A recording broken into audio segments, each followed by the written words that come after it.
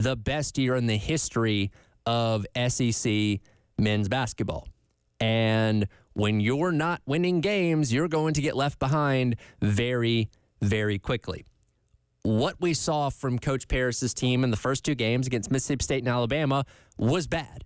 They got run over pretty thoroughly by two very good teams. And look, there's no shame in losing to Alabama. There's no shame in losing to Mississippi State because of the quality of rosters that those teams have. But losing to them in the fashion that you did is something that people aren't going to accept.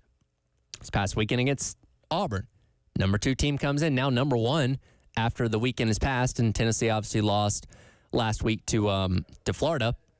You took that team all the way down to the limit. You played some of your best basketball against one of the best teams in the entire country. It wasn't perfect. There were still issues.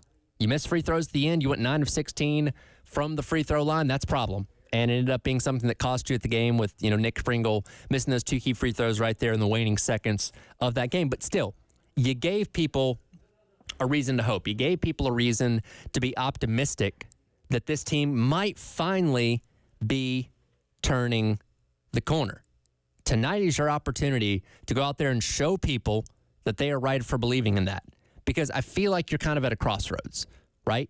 Where, again, I think a lot of people, I said this on Friday, because I want to see fight. I want to see something out of this team against Auburn that gave people a reason to hope, that gave people a reason to believe this team was going to turn the corner and have something better for the final 15 games of conference play. And you showed that. You did a really good job of showing people, hey, there's something here. We might be able to salvage this season after all.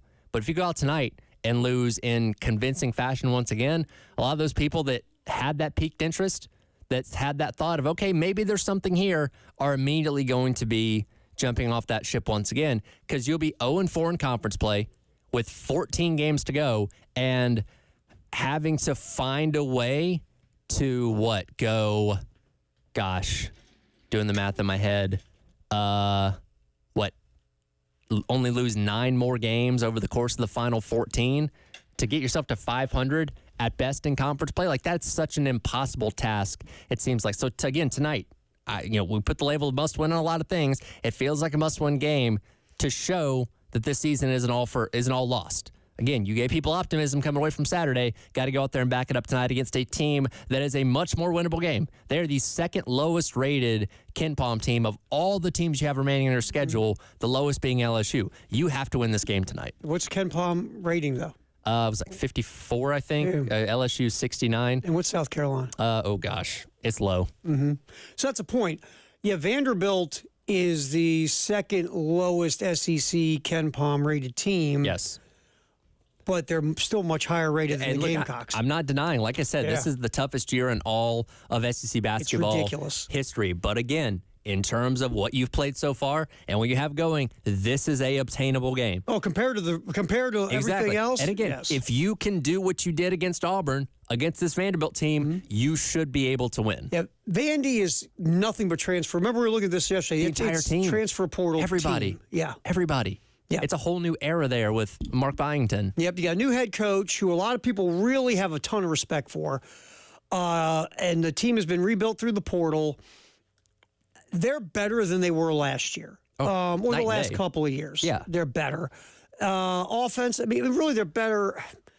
They're better on both ends of the court. I mean, defensively, they're still, but at least they're trying sometimes on defense compared to last year. So this team, my point is, Vandy is better than we've seen the last couple of years. Sure. So this is one of those, and you're right. This is the most winnable one you've had yet. Yeah. But still, this is a good team you're playing in Vanderbilt. By the way, Carolina's 74th in KenPom ratings. Yeah. And that's the worst in the SEC, right? Below LSU's, yes. Yeah, that's the worst in the SEC. Yes. So, I mean, that's the mountain you're climbing because this conference is such a bear this year. Yes. And you've kind of like picked the wrong year to try. First of all, have 2 starters get hurt. Yeah, that's not helping. You picked the wrong year to start slow and try to figure yourself out, too. And at the end of the day, when we get to early March and conference plays wrapped up and they're selecting the tournament teams, maybe this team isn't going to be good enough to make the tournament. Maybe they are sub 500 in conference play. But from the fan standpoint, would you rather that can get kicked down the road so you can at least enjoy the season a little bit more as opposed to saying, all right, we're 0-4, we're not going to recover from that. I'm going to go ahead and tune out on January the 15th. And let's be honest here. When we look at the sports we pay attention to here for the Gamecocks, football, baseball, men's basketball, women's basketball, out of the four, from what I've learned in my time here, they'll check out quicker on the men's basketball season because since the Final Four, besides last year, you haven't had a whole lot to cheer about. You don't have the history, you don't have the reputation. And when you have a season like they did last year and you're number 2 on the Mont Paris, the question becomes, okay, was that an anomaly or is this what this program is going forward? And that's the question once we get through this. If they continue to struggle and they have a year that is, for lack of a better term, then the question is going to be, okay, was last year just a fun little Cinderella fantasy trip, or was this year the anomaly of, starters hurt, maybe, didn't evaluate the portal like last year, whatever the case, there is going to be a conversation, right? Sure. Because you've had 3, you're going through your third year. One was a rebuild, so you get a pass there. The second year was a wow, how about that? And then the third year was, I was hoping for better than that. So I hope we avoid that conversation by this team starting to play better. Yeah. That would be nice. And you don't want to become a victim. We talk about this a lot, especially in football, of having success too quickly.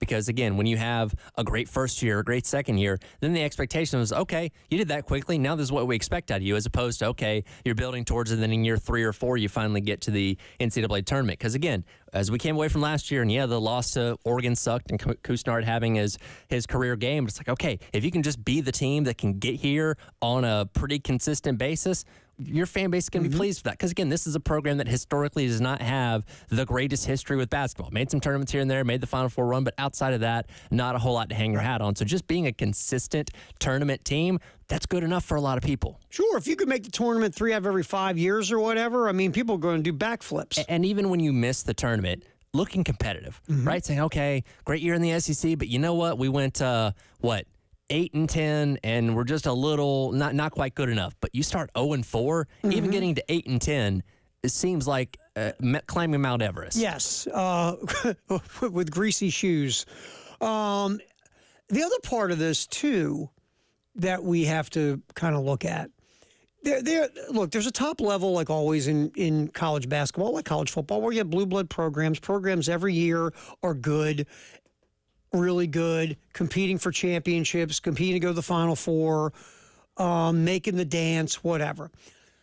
I'm wondering, though, once you wipe those teams away, my thought is, Tyler, are we going to be seeing a lot more of these crazy swings of seasons back and forth? Like, look at Missouri.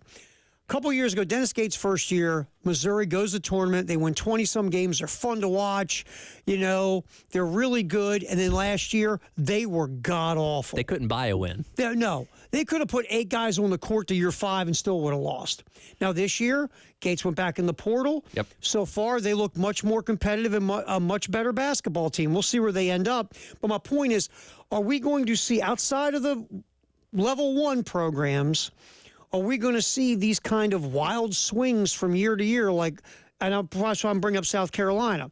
Last year went from a really rough first season under Lamont to, wow, shocking the world going to the tournament. This year so far, we're going, ooh, we thought this was going to be better. Yeah. Are we going to, is that part of what we got to get used to watching college sports, especially basketball, because your rosters are so small? Exactly. And look, one dominant player can completely change the entire roster because you only got 5 on the court at a time, as opposed to you can have a great quarterback, but if you don't have a supporting cast around him, your football team's still probably not going to be any good. So, yeah, I think there is going to be a variation. You don't want to be one of those teams that's a part of that. No, you just don't. Swing of, good, bad, good, bad, good, bad. You want to be consistent. And you want to obviously have good, high school recruiting and, bring in guys in the portal to supplement what you need. But you don't want to have to go out every single year and just count on, I hope we get a good portal class to turn this team around from a bad season, because that is a miserable existence to live. Yeah, and we talk about it in football, and it applies the same thing to basketball.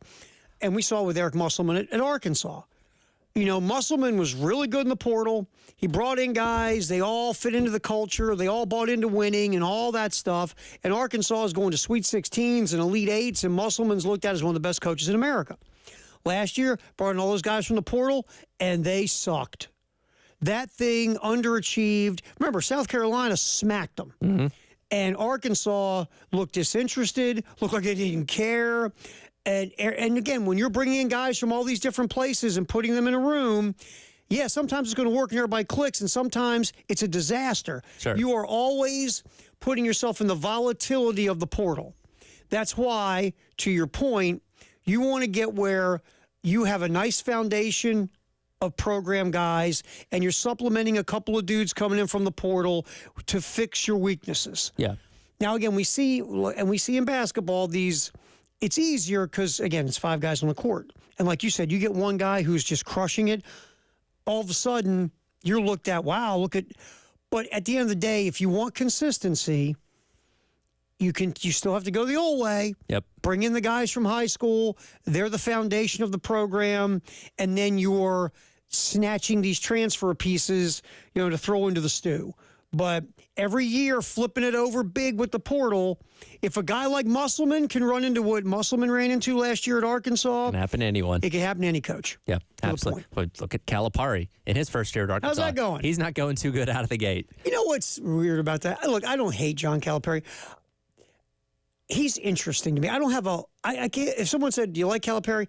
I don't know if I like or hate Calipari, but he is interesting to me. Polarizing. Yes, and anything he does garners attention. And that's my thing. I am surprised that Arkansas is struggling the way they are, because I think Calipari's his process works. Yep. It's not going to work for everybody, but to see him struggle like this, and to see him struggle at the end of his time at Kentucky, like in the NCAA tournament, I'm like, not the game has passed him by, but is his model outdated now? By the way, I don't know. Is anybody in Big Blue Nation missing him right now? Oh. Well, first of all, no. 2, they got one of their own coaching They do. them now. And he loves being there. Yeah. The fans love him. It's going well. Oh, yeah. They like old Mark Pope. And they got a W last night against A&M without Wade Taylor. They were missing their best player. All right, halftime show, Terry Ford, Tyler Head. We will pop back. We talked a ton about the men. The women play tomorrow. Let's get a little update on what's going on with the women, the number 2 ranked team in the country. That's coming up next. David Ayers here steering the ship and punching the buttons. He's got his coat on. You're not cold, Dave. Dave, it's warm in there. Come on, Dave. What's up with you? I'm old. You get old, the blood stops flowing. Is that what so that you is? get cold. So basically, Dave has no blood flow right now. See, the producer studio is the one place in here where we can control the temperature. You can't control it, Dave. And You can make it warmer in I there. make sure it's nice and comfortable in there. Yeah. Dave, you're okay. You should I'm about to build a fire over here. It's halftime show. David Ayer, Tyler Head, Terry Ford till 3 on the game.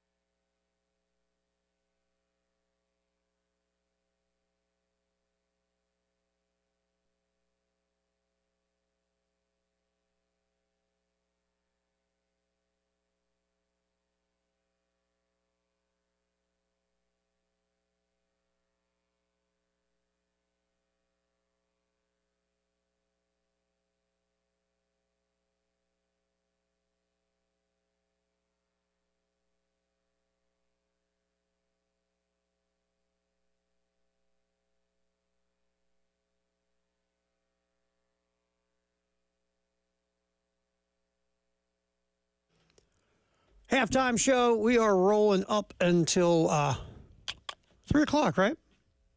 Yes. That's what they say. Yeah. You're the PD. You're supposed to know. Paying attention to that today. See, our show doesn't get clipped because of pregame shows. Jay and Elijah do. Yeah, they get clipped today at 5:30 for the men. Taking on Vanderbilt, 5:30 pregame, 6 o'clock tip. The women will go at it Thursday against Alabama on our sister station, 98.5 WOMG. That will be a 6:30 pregame, 7 o'clock tip. Yep. Should be an easy road. Obviously, our update on women's basketball, like always, sponsored by Lexington Discount Homes. This should be pretty easy lifting. It should be. And if you want to use the transitive property, the Texas team that Carolina handled routinely on Sunday beat Alabama by 44 points last week. So if you're using the cancel each other out thing, by the way, Then you win by 70? Then you should win by 70. By the way, Alabama does not have their best player in Sarah Ashley Barker for this game. She's been out for the past couple games, so that further hurts them there. Yeah, so again, should be easy lifting for the women against Alabama coming off of besides turnovers. That was a strong A-plus performance by the women. Well, and even with the turnovers, you forced Texas into so many bad shots. You took good shots yourself. And again, you're not going to excuse the turnovers because you don't want that to happen every single game. But you play like that, it's like they didn't exist. I mean, it's so funny because South Carolina, besides the turnovers, they were so efficient on both ends of the court, took good shots.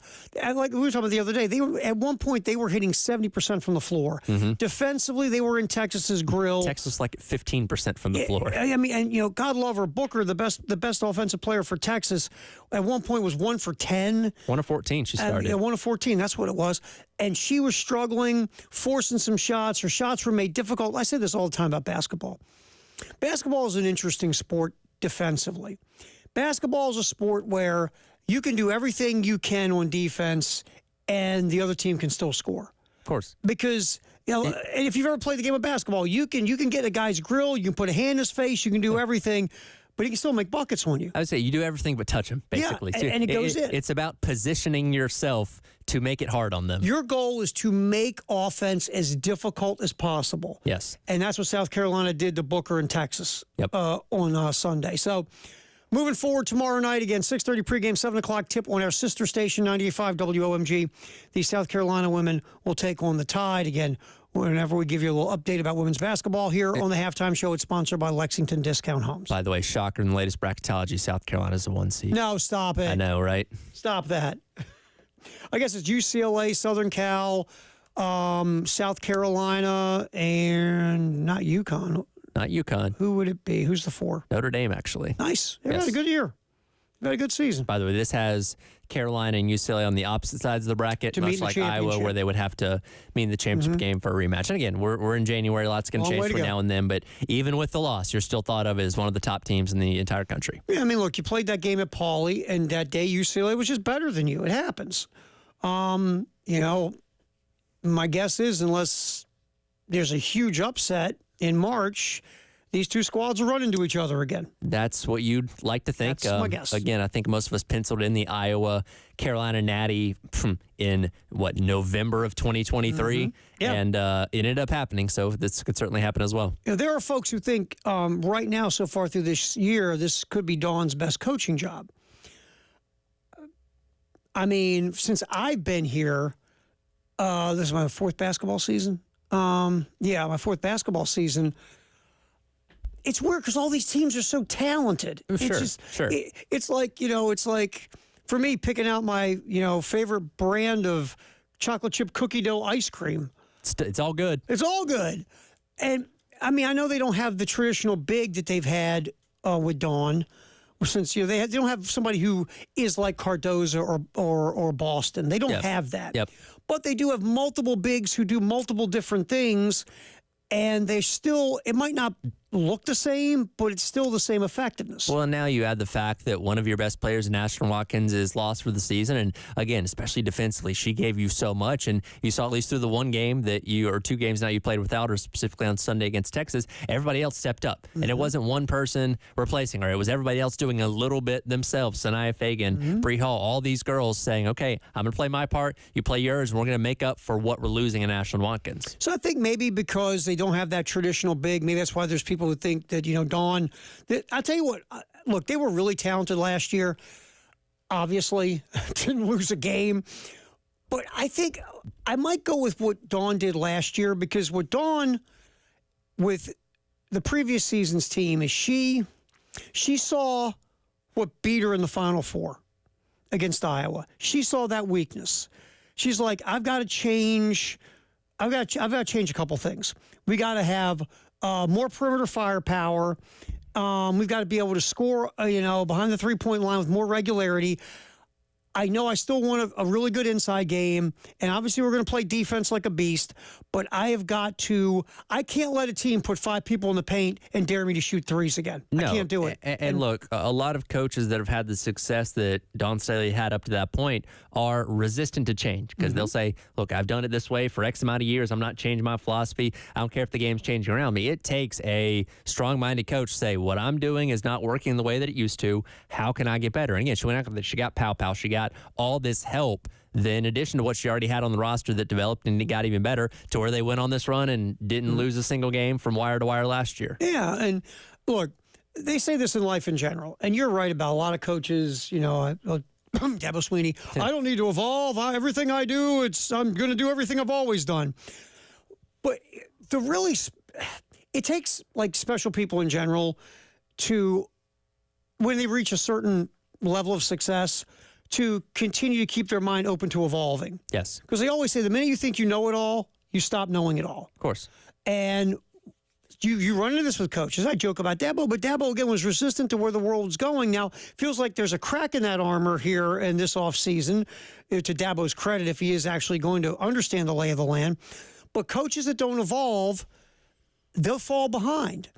And you've seen some of these coaches in college football and basketball leave the sports because they're resistant to where it's going, and they know, here's the interesting part, Tyler, they know they've got to change to be successful, but they don't want to do what's coming because they don't believe in it, or it's not what they have been doing all this time, and they go like this, I just can't do it. Do you think Nick Saban wanted to eventually become a coach of a team that was slinging the ball for 400 yards a game? No, it made him throw up. No, he wanted to win national championships with dominant run games and a quarterback that could do enough to get you a 3rd down when it was 3rd and 6, like McElroy, your buddy, back in the day. Yeah, but the game changed. Yeah. The game changed. Teams were starting to beat them with that style of offense. He said, did. I got to get better. He went out there, got Jalen Hurts, he got Tua, he got Mac Jones, obviously ended up with Bryce Young. He got these guys that could throw it all over the yard, got high-level receivers that were just freaks on the outside, and he changed and kept being successful because of that. Yeah,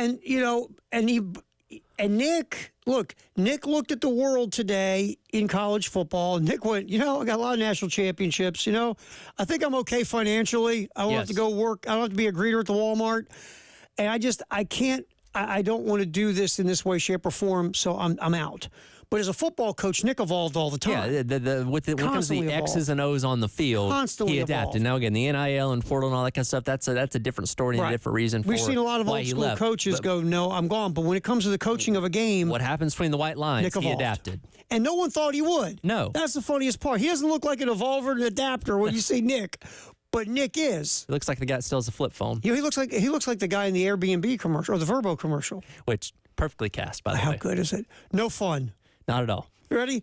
You're supposed to be here at 3. It's 2:55. Exactly. You're late. One of my favorite commercials is the Verbo. It's great. It's right up there with the Progressive, You're Becoming Your Dad. Yeah, kind of go hand in hand. Halftime show, Terry Ford, Tyler Head, David Aaron. In case you just woke up and you're wondering, well, what's going on in sports, fellas, we're going to tell you next here on the Halftime Show on the Game.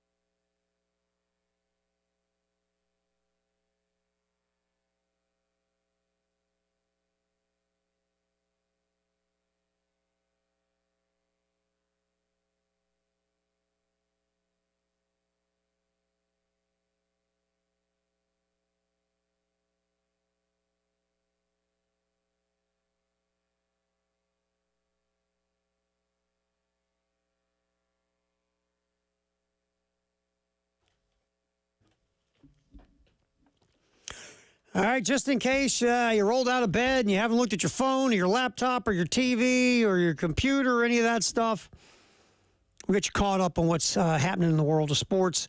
Texas quarterback Quinn Ewers declaring for the NFL draft. Well, we knew one thing was pretty much for certain. When they do the big introduction of players in Austin, Texas next year for the Longhorns, when they do the introduction of the quarterback, it wasn't going to be Quinn Ewers. No, either Quinn Ewers stayed or Arch Manning left. Right. These two guys were not going to be on the team together next year. And Ewers, again, I think went into the season with a fairly decent draft stock. And again, I haven't looked at the latest projections of where he's at as of right now, but he has the opportunity to go try his hand for the next level. Again, this isn't the best quarterback class, but he'll get his opportunity. And I'm sure there was a lot of people in Austin, Texas. They're like, Quinn, thank you for what you did. You got us to semifinals. Good luck. Yeah. Have fun. Yeah. See ya. Don't let the door hit you because we got this Manning guy. All right, I'm going to guess on because I am now Googling draft stock of Quinn Ewers. My guess is right now it's a thin quarterback draft, third, fourth round. I'm just gonna spitball it out there just for fun. But I think third, fourth round is where right now he'd be projected. Yeah, and again, it's not a strong quarterback class. He has a guy with he's a guy with an injury history up to this point that obviously got dinged up again this year. That's obviously a concern, and even in some of the moments when you expected him to wow you, he didn't really wow you. I mean, again, he got benched in the Georgia game. Mm-hmm. We all forget that. It's just Arch Manning played bad too, and they're like, oh, bleep, well, let's just put Quinn back in there. Yeah. And if Manning would have done anything in those series he was on the field, Ewers wouldn't have gone back in the game. Yeah, that would have been it for the rest of the year. I feel like, again, Ewers probably, my guess is going to, right now, and it could change because these draft projections always change, I feel like third, fourth round. Obviously not a first-round pick. Does somebody want to take him in the second round? They like him, or they're just, because, quarterbacks always get drafted a lot higher than they should. Sure. I feel like third, fourth round is where the projection would be. Right now. Look, watching Ewers play, he's got arm talent, but there's just something missing. I'll say this, his pocket presence, he takes way too many sacks. Yep. He can't maneuver. Once he starts getting heat, it's over quick. Now, he made a great play in the semifinal when he was falling down and flipped it out to the back for big yards. Yep. That was an excellent play, but that's few and far between with Ewers. Sure. Again, you see the arm talent. If he drops back and the pocket's not dirty and he has to go back in rhythm, 3, 5, 7 steps, go back, stop, look, make a decision, fire, you can see his arm talent for days. Well, and the Texas offense had a reputation this year of just stalling out. In second and third quarter, they just kind of disappear for a while. Again, you had a defense that was good enough to, help you hold on to leads in a lot of those games. But when you have a quarterback that is high level and supposed to be thought of as a high draft pick, he should be able to elevate those guys around him when the offense is bogging down a little bit. And Quinn Ewers never really did that. No, when you look at his numbers between 10 and 19 yards and 20-plus yards, they're nothing special. And those are NFL throws. Yes. That's where you have to make throws to perform in the NFL. And by the way, the windows in the NFL, a lot tighter. Yeah, dumping it off to your running back or hitting screens, that's 10% of the throws you're going to make at the next level. And you watch Arch Manning, and by the way, Arch Manning in a smaller sample size, first of all, throws a higher percentage of those passes down the field, and 2 is better down the field. 3, look, you just watch Manning and the way he throws the ball compared to Ewers, it looks like Manning is a better thrower of the football when it comes to all these things we're talking about than Ewers. And I think Ewers also kind of has the yips when he wants to throw the ball down the field. Sure. I think there's something from the neck up with Ewers about throwing the ball downfield because his first year as a starter, he struggled. Yes. Year before last, he was much better. But this past season, the struggles came back. I think he hesitates to make those throws. He doesn't have the confidence that he should have. With that arm talent, Ewers should be much more confident to throw the football down the field. Not only that, but with the caliber of talent that you had around you on that Texas team, where more often than not, they were better than the defensive backs and stuff they're going up against, you should have confidence that those guys can be able to make those plays. And again, the NFL, that, discrepancy tightens up a lot. The windows get tighter. Obviously, the skill between the receiver and the DB is almost on par, where if you're struggling against that in college, you're going to have an even worse time in the NFL. Yeah. So, again, Ewers was a highly rated recruit coming out of high school, and he's been a good college quarterback, but he wasn't special. Sure. So he'll be moving on to the NFL draft. City of Cleveland has filed a lawsuit to stop the Browns from leaving their lakefront stadium and building a dome stadium in the suburbs. The suit was filed in Cuyahoga County in Ohio, seeks to invoke the quote-unquote Modell Law to stop the Browns from moving out of the city. State law says any professional sports owner who uses a tax-supported facility for home games and gets funding from the state or a political subdivision can't leave unless he gets permission to play elsewhere or gives 6 months' notice. Now, that stadium's been at the lake a long time. Yes, it has. And I get it. You want to move to a better facility. Dome Stadium will help you because last time I checked, weather in the winter in Cleveland, not great. Not good. Well, and that also opens you up to host a lot more events and things like that. There's plenty of reasons to have a dome stadium now. Yeah, the Browns in October announced their intention to build a $2.4 billion state-of-the-art stadium and entertainment complex at Brook Park, which is in the same county but 15 miles south of Cleveland, when their stadium lease with the city expires at the end of 2028. It's a 50-50 deal of private-public partnership money for the construction of the stadium. So, because the Haslams, we know how they. Yeah, Truck Stop Jimmy. Yeah, Truck Stop Jimmy has done. Well, we saw the federal indictment.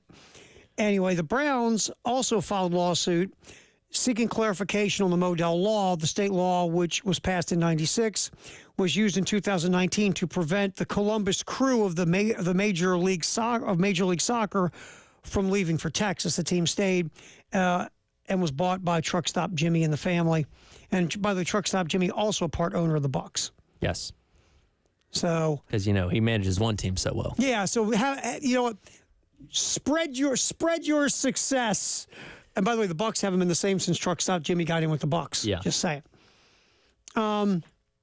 The Modell Law requirements are straightforward, provides that if a team takes taxpayer money or plays in a tax-supported facility, then the owner must either obtain the city's authorization or give the city and others an opportunity to purchase the team before moving.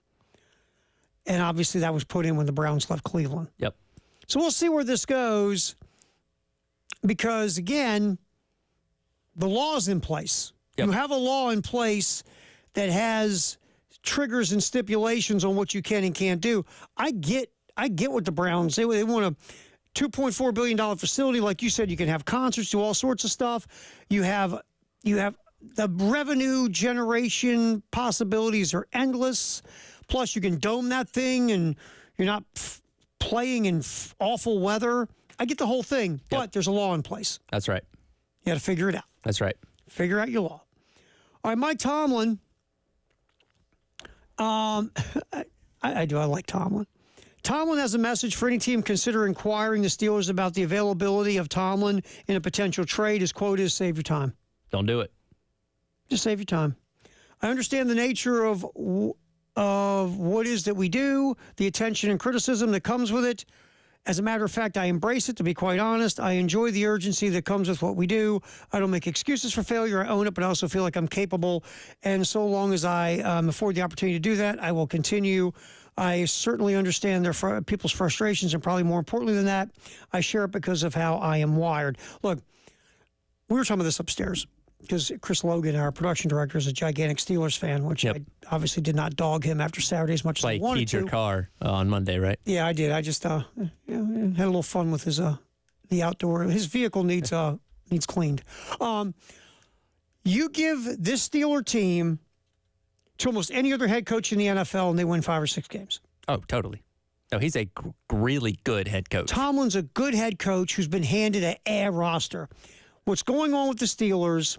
Yeah, I mean, Tomlin gets some accountability. Sure, he's the head coach. But the front office also needs a bullseye on them because they have a few nice young players in the last couple years, but the front office has failed Tomlin. For an organization that historically has run things pretty well. And the quarterback position, especially since Ben Roethlisberger got old, Yep. there's been an epic fail in that department. All right, yeah, get you caught up in case you just rolled out of bed here on the game. Like always, sponsored by the Gutterman. Firehouse Sub Text the hour 803-404-6100 is next on the halftime show. Tyler Head, David Dare, Terry Ford here on the game.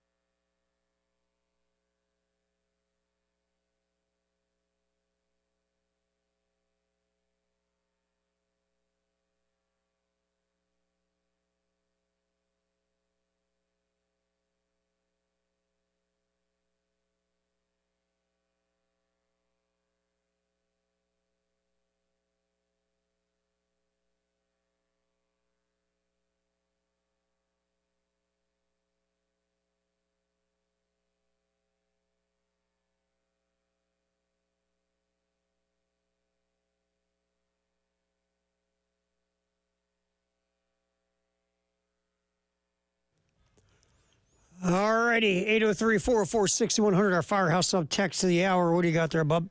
Chris, kind of in line with what you said a moment ago, I don't get the people wanting Tomlin fired. Problem is it's a double-edged sword. Great coach. It makes them overachieve and get the playoffs, but because they always make the playoffs, never get a reset, and good draft picks or good top-tier quarterbacks in the draft, going to need to eventually trade some high-round picks and try and move up the top 10 to get a quality quarterback. I wonder if I was Chris Logan, our production director. It does not specify the last name, but it very well could be. No, Chris is right. I mean, you're also stuck with that double-edged sword of you're not quite in the middle, but you're just good enough to make the playoffs, but you're not good enough to advance. But because you're making the playoffs, you're not getting a top 10 or top 5 pick. Yeah, so you're picking in the early 20s, essentially. And that's why, like, your shot at a franchise quarterback was Kenny Pickett. Yes, which in we hindsight, saw how that worked. Yes. And again, I will say this: my criticism on Tomlin was, like, for an example, hiring Matt Canada to be your offensive coordinator. What made you think Matt Canada? And I saw Matt Canada's act up close at the University of Maryland. Yeah. What makes you think this guy can groom any quarterback or be the coordinator of an offense? Now, if you want to give a criticism to Tomlin, okay, there you go, Matt Canada. Yeah. But at the end of the day, to think you want to run off Mike Tomlin is asinine. I also think it's this. It's, ready? I'm tired of the same old thing. I want something new. Syndrome. It is. And I really believe, I think it's that, it's like anything. You have Tomlin is like you've had a really nice car for a long time, and it's still really nice, but it might not be the shiny new nice it was when you first got it, right? And then you see your friends driving around in new cars. Like, man, I really love to have one of those things. But again, your car gets good gas mileage. It doesn't cause you problems. It gets you from point A to point B. And sometimes you buy that new car, you're like, man, I probably really shouldn't have bought that new car. I was doing fine with what I had. Because, again, you can go out there and you can hire the hotshot coordinator, Ben Johnson, whoever it was. There's no guarantee he's going to come in here and be more successful than Tomlin. No. And that's the thing. Look, I understand that first-time head coaches typically are all coordinators. And I know that most of your successful head coaches were coordinators who got their job as a first-time head coach. And so I understand why you hire coordinators to be head coaches. I get the whole dynamic. Yep. But when you've got a guy, because, again, we have this conversation on this show all the time. A high-level head coach isn't a guy that can wow you with his X's and O's, can be really impressive on a whiteboard. It's a guy that men and one of the best culture setters in the NFL. You don't want to run that guy off for the fancy unknown coordinator just because he's the hot name in town right now. What you want to do is sit down with Mike Tomlin and say, Mike, you're phenomenal. What do you think we have to do? Where are we lacking from your perspective in the coach's office? Yeah, because he's earned the right to have a say in that. And he might say, well, I need a better roster. Or maybe we're drafting like this, I want that. Or you say to Mike, we've got to, because they went and got a new offensive coordinator in Arthur Smith. Yep. Now, again, I'm not as wow on Arthur Smith as others, and I think you probably agree with me. I'm not very wow on him myself. But my point is, you are a competent offense away from going back to being who you were. Sure. You're not far off from who you used to be. And it's clear to any dope who sits in his man cave and watch the Steelers what they're missing. It's not difficult. Well, and now you've gotten the third different iteration of Russell Wilson, who, again, didn't show you much when he was on the Broncos the past 2 years. You kind of knew you weren't getting an elite quarterback coming in. And can he still make those plays and make those wow moments? Sure, but they're few and far between compared to what he was back in Seattle. So you're not bringing in somebody that gives you a high ceiling on what the offense can be. And when you couple that with George Pickens dropping everything, as well as injuries and all those kind of things, you just didn't set yourself up to succeed. Defense is always good. That's been a mark of the Steelers for a long time, and they were a very solid defense once again this year. But in today's NFL, if you can't score more than 20 points in a game, you're not going to last in the playoffs. And you saw what that defense wore down the last month of the season. Because they're on the field so much. Ravens ran them over for 300 yards on the ground. Yeah, because they were on the field the entire time. And it just, at some point, your defense just cannot continue to hold up the entire team on its shoulders. But this idea you got to get rid of Tomlin. Look, if I don't know, there will be Steeler fans who would disagree with me.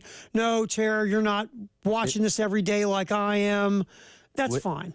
when you But- fire a coach, you got to go out and get what you think is a better option. Mm-hmm. Who out there in the coaching market can you guarantee is a better option than Mike Tomlin? Or this. A lot of times you want to hire a coach who's opposite of the other coach for, the ex-girlfriend syndrome. Yeah. All right, what are you going to go get opposite of Tomlin? I don't That's know. going to make you a better football team. Yeah. I don't know. Look, obviously losing all these playoff games is a thing, and I understand how the Steelers think and how the fan base thinks.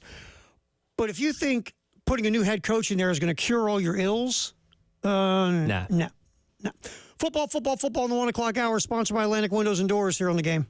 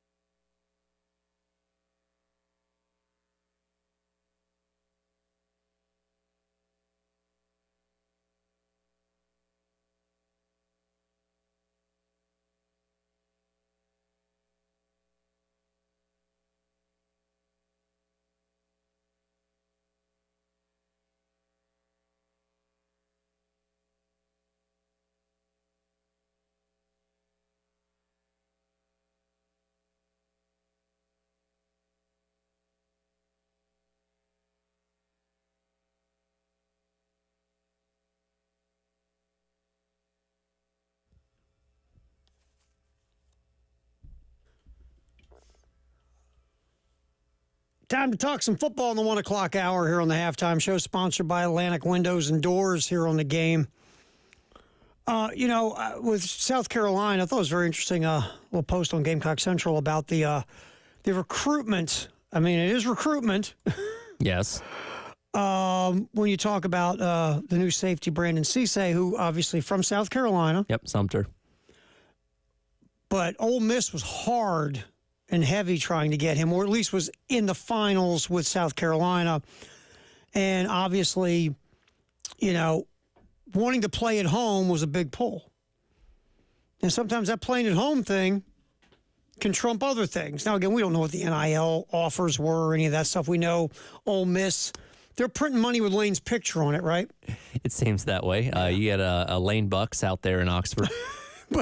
So you look at it and you're like, okay, when the Grove Collective gets together and starts throwing money, a lot of times you don't win that battle. Yeah, but if they value you as a high enough talent that's going to make a difference on their team, and it seems like from all indications that's how they viewed him, they usually make it worth your while, and it's hard to beat them. And again, maybe playing at home, they note here that he's friends with Eamon Warry. That may have had an effect as well. But you get a kid, and this has been a consistent thing with Carolina, is you get these guys that, yeah, they went out of state, initially out of high school, maybe went to another Power 4, maybe went to a Group 5, but they get the opportunity to come play at home, and they want to come back to South Carolina.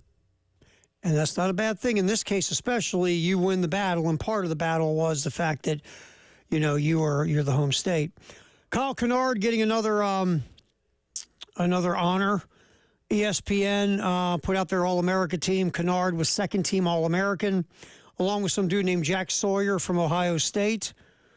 He do anything big recently? Name's familiar. Yeah, I've heard it. Name's familiar. Ask Quinn Ewers. Is that Tom's cousin?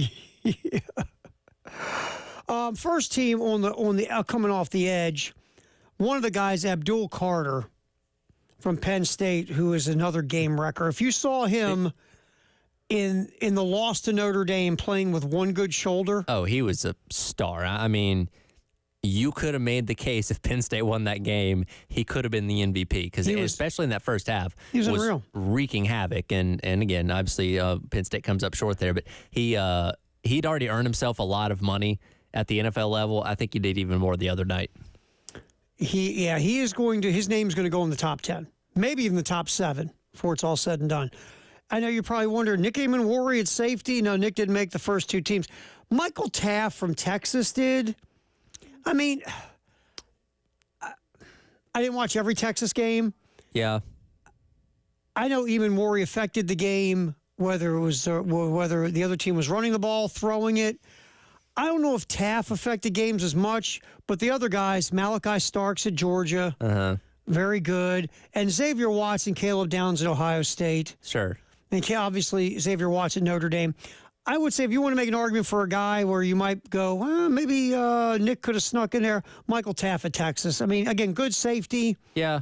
But, And here's my thing. This is what I talked about going into last week's Cotton Bowl is Texas really had not seen elite wide receivers really all season long. Yeah. I mean, the dude from Arizona State that was hurt in the Peach Bowl and didn't play would have been the best one they had seen, and he didn't see the field. Now, obviously, they did a really good job of bracketing and take away Jeremiah Smith, but guess what? Carnell Tate, Emeka Ibuka, they got plenty of yards against those guys. So I think the secondary for Texas benefited a lot from just not seeing high-caliber receiver talent all season. Yeah, and it was interesting when they did play Ohio State how they bracketed Smith and just took him out of the game.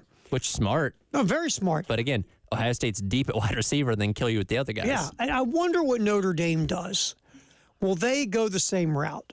That's just what I'm interested in. How do they end up covering Smith in comparison to what was done, like with what was done by Texas? It's going to be interesting.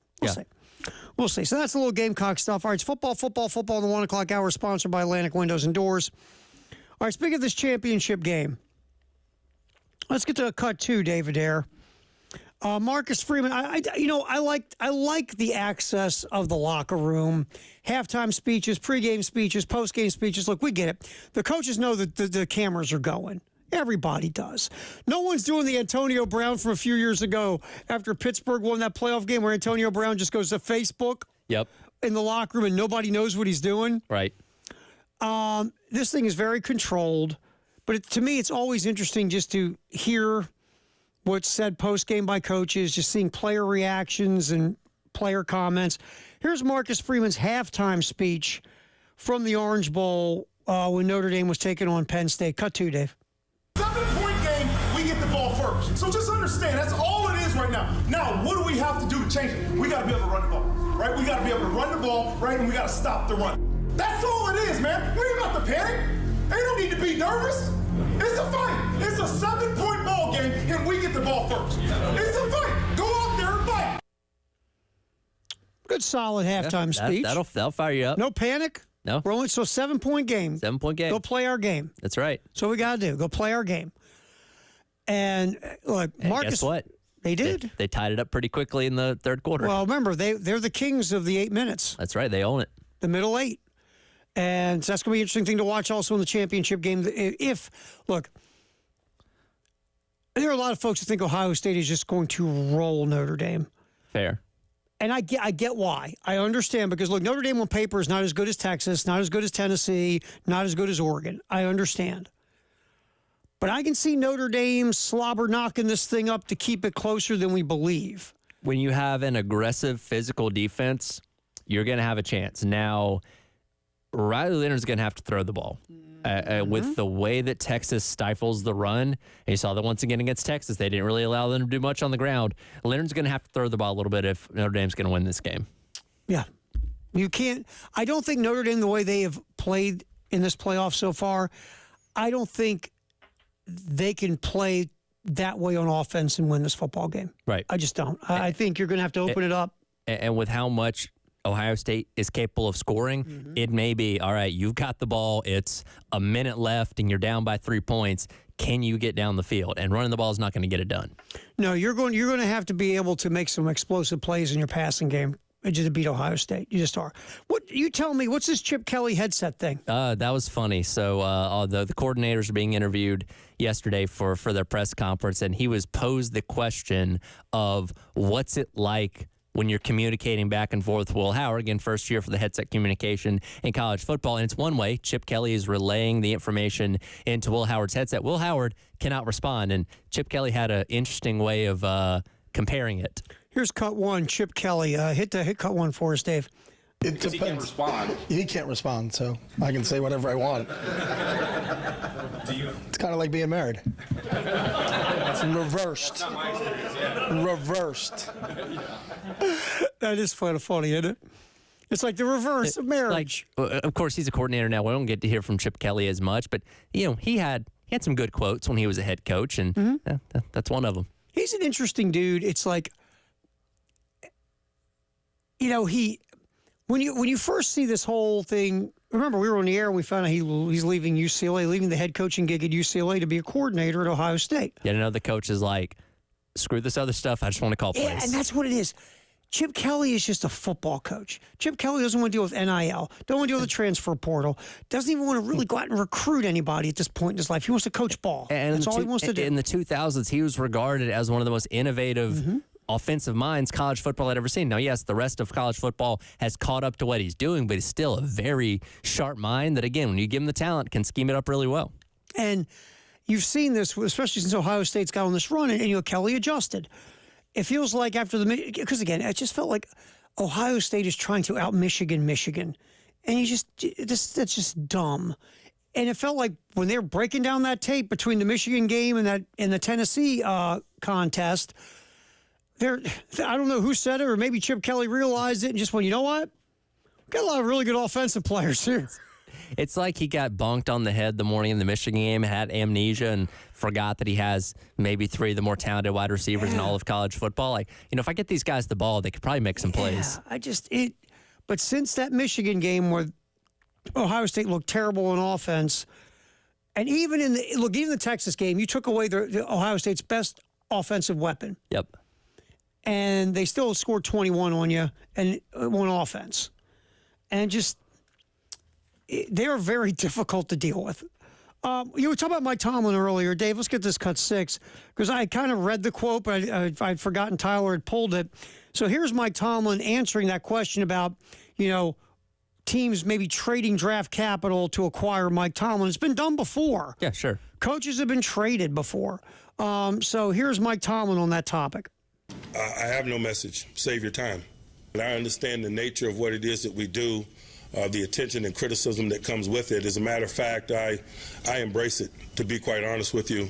I enjoy the urgency that comes with what I do and what we do. I don't make excuses for failure. I own it. But I also feel like I'm capable. And so as long as I'm afforded an opportunity to do that, I will continue. But I certainly understand their frustrations, and probably more importantly than that, I share it because that's how I'm wired. And so I'm not a big-time comfort seeker, and particularly in circumstances such as this, I don't view myself as a comfort provider because there's, words are hollow, to be quite honest with you. It's about what we do and less about what we say. And so I've learned to say very little when things are going good, and I've learned to say less when they aren't. I like that. I say less when they aren't. It's true. I mean, look, can words in life help you, hurt you? Sure. But yeah, words are words. It's actions, right? It's what do you do to make it better. It's not just talking about making it better. It's what you do. Right. So I get it. So I just want to play that cut because we talked about it earlier. So I just want to, I'd rather hear Mike Tomlin say it than me reading it. And I just realized, oh, that's right. Tyler's got the cut. I got you. Let's grab a quick call, 803-404-6100. Lee's been hanging there. Lee, thanks for holding. You're on the halftime show in the game. Appreciate you. What's up, my man? Terry, we've had this conversation about Mike Tomlin. But before that, you opened up this hour with the North Carolina State cornerback coming to Carolina.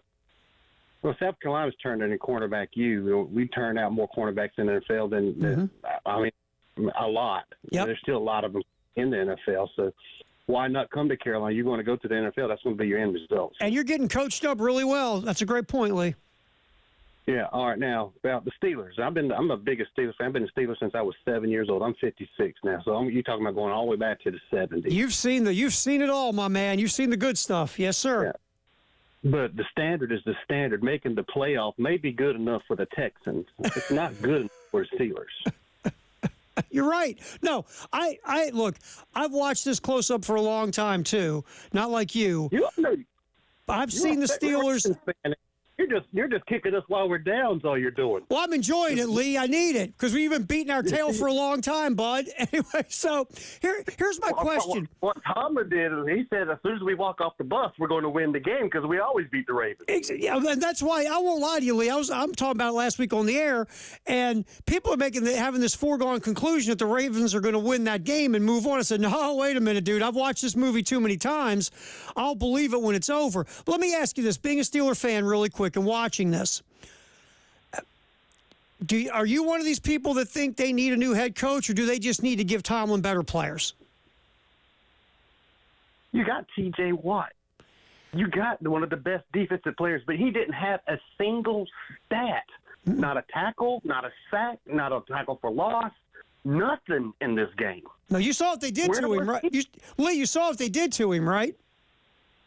They kept running those RPOs, and Watt was crashing down to tackle the running back, but the running back didn't have the ball because they kept okey-dokeying with Lamar Jackson the whole game. And you just talk about the defense getting tired. They ran for 200 yards on us on the first half.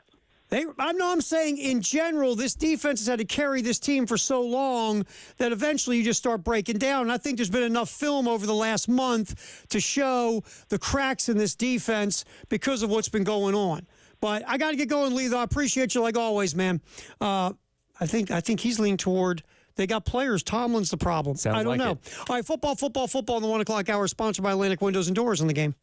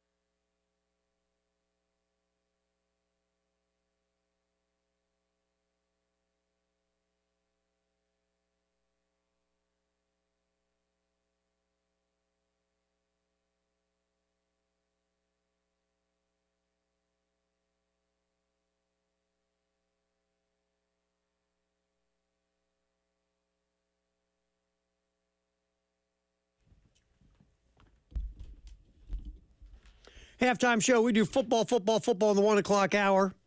Sponsored by Atlantic Windows and Doors. David Dare punching the buttons. Tyler Head hanging out here. Terry Ford also as we go up until 3 on the game. All right. Mike Vrabel is the new head coach in New England, to the surprise of no one. Of course. I think it was a good choice. But Sure. like you and I talked about, if I'm going to sit down with Mike Vrabel and interview him for the head coaching gig, my first question is, okay, what do you think of Drake May? And if he's smart, he says, I love him. My second question is, what are you going to do to make him the franchise quarterback we think he's going to be? Yep. And then who are your plans to hire? Because a lot of times these guys know their staff coming in. They go, sure. I'm sure Mike Vrabel's been networking for a year. Hey, man, if I get back in the game as a head coach, you hip to maybe my OC? Yep. So Vrabel might already know his guy. So then my third question is, okay, do you know who your guy is you're going to bring in? Or do you have a list of guys that you are going to talk to about bringing in to mentor and develop Drake May? Because I know Vrabel is a culture setter. I know Vrabel's a leader. I know Vrabel checks the 2 most important boxes for me. But the third box is, I drafted Drake May in the first round. He's got a ton of talent. What are you going to do to unleash Drake May? This is your quarterback. There is no other option. Right. Because if you tell me you're not crazy about it, I'm going to the next guy. Yeah. I'm not to be mean. I'm not playing this game. Either you're in on this guy. If you're wishy-washy, that's fine. Thanks for stopping by. Yeah. We got coffee cake in the kitchen. You know the way out. You've been here before. Exactly. But it's just, that's what I have to find out.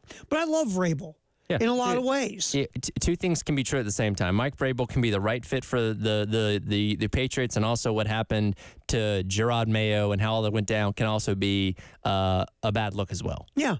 And with Vrabel, Vrabel in Tennessee, they didn't develop a quarterback. No. They had Ryan Tannehill. They had a dominant running back and a quarterback that looked decent because of it. Yeah, who was good in play action because they had a dominant running back and they had a dominant wide receiver. Yeah. And that's what helped the Titans, and they were solid on D. So I don't know if Mike Vrabel can develop a quarterback.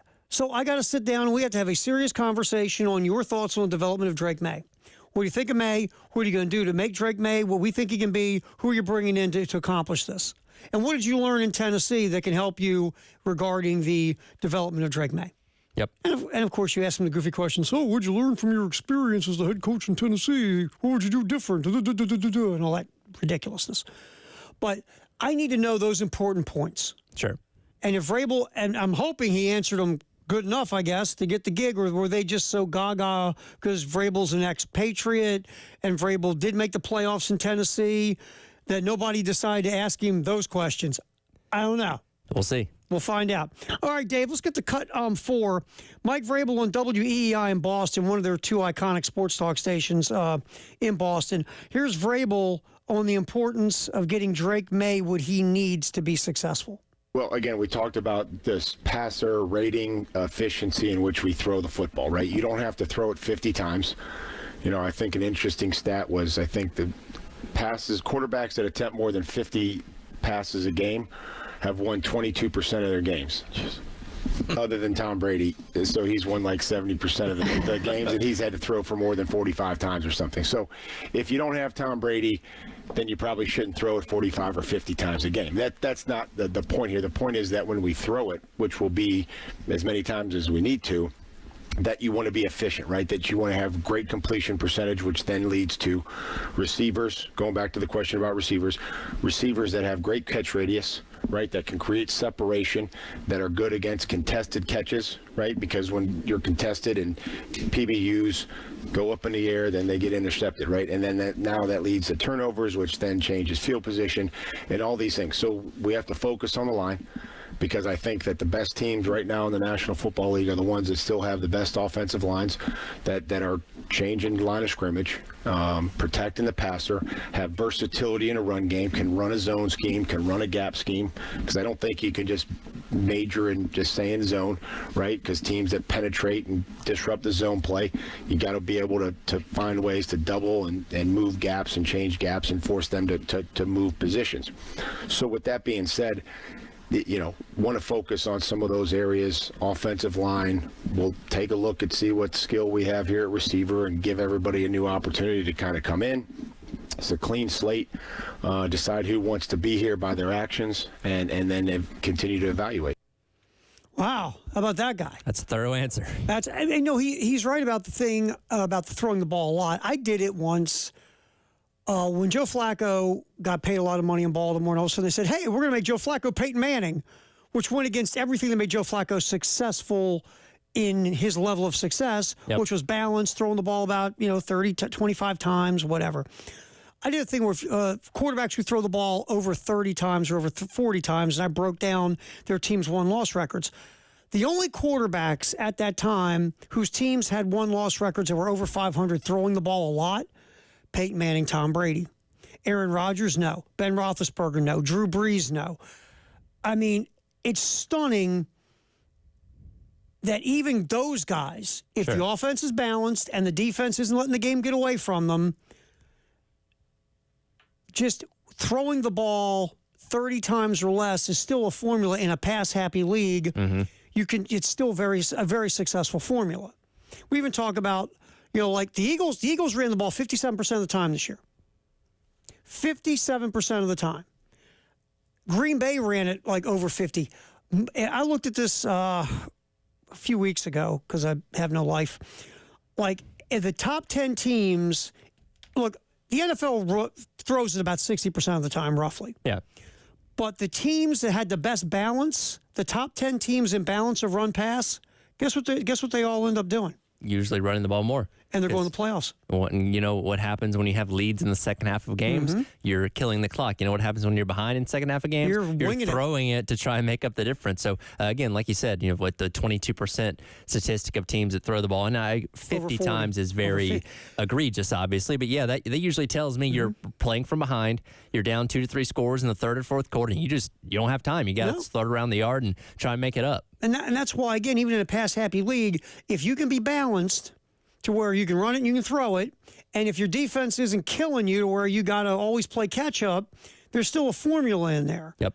And so if you're a Patriot fan, you like that answer. Sure. You like that answer from Mike Vrabel.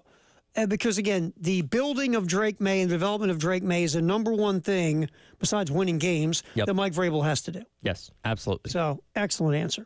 So as we continue on, football in the 1 o'clock hour, sponsored by Atlantic Windows and Doors. Come back.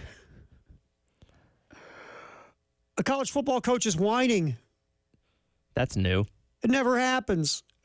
And also, we'll maybe take a little swing back to some of the things that were talked about at the coaches' conference, the meetings that are going on with college football coaches. It's a halftime show as we yap football in the 1 o'clock hour, sponsored by Atlantic Windows and Doors here on The Game.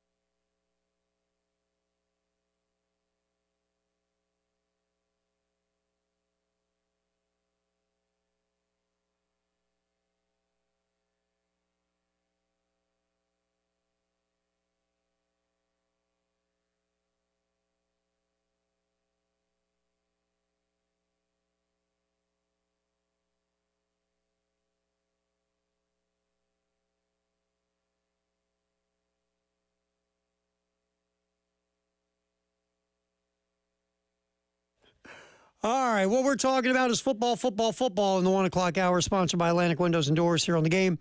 David Dare punching the buttons, Tyler Head, Terry Ford as we go till 3 here on the game. All right, so Trent Dilfer's been a scuffling. A little bit. At Alabama Birmingham as the head coach. Outside the box hire. What Dilfer coached like, what was it, a 7-on-7 team or whatever, but he had never been a college head coach and really not even a head coach of any type, pro, college, whatever. But hey, he won that Super Bowl, kind of. Yes, he kind of did. Trent, we want to punt.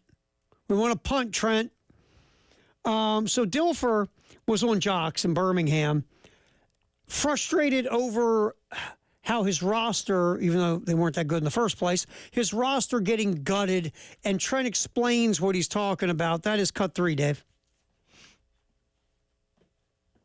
Big part of this. In our conference, again, not going to use schools, we have 2 teams that will go to our roster and sign double or triple what these guys can make on our roster and make them backups on their roster so that we can't have them.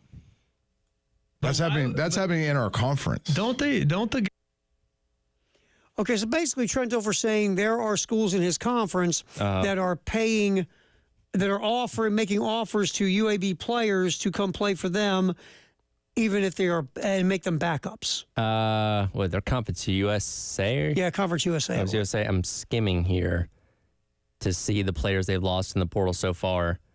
I'm not seeing... Is anybody going to a conference? Same teams. One player's going to Southern Miss. Okay. That is, I believe, a quarterback. Let me get back to the top here. Yes. Landry Liddy out of Shreveport is transferring from UAB to Southern Miss. That's the only one I see within the conference itself, at least for this cycle. Maybe he's talking about this over a period of time or the past couple of years. And again, they're not a great program. No. That doesn't help. Funny enough, Drew Tuazama came from there.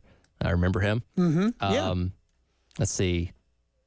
Troy's Sunbelt. That's not the same conference. Just kind of looking back from a couple years ago, I'm not seeing any glaring one. Maybe he's exaggerating. He's just talking about other teams in the conference in general. But I mean, again, if you can't compete on that front, that's going to happen. This is the world you live in. You can be frustrated all day long. If you can't compete in that space compared to others, this is what's going to happen. And we've seen frustrated coaches.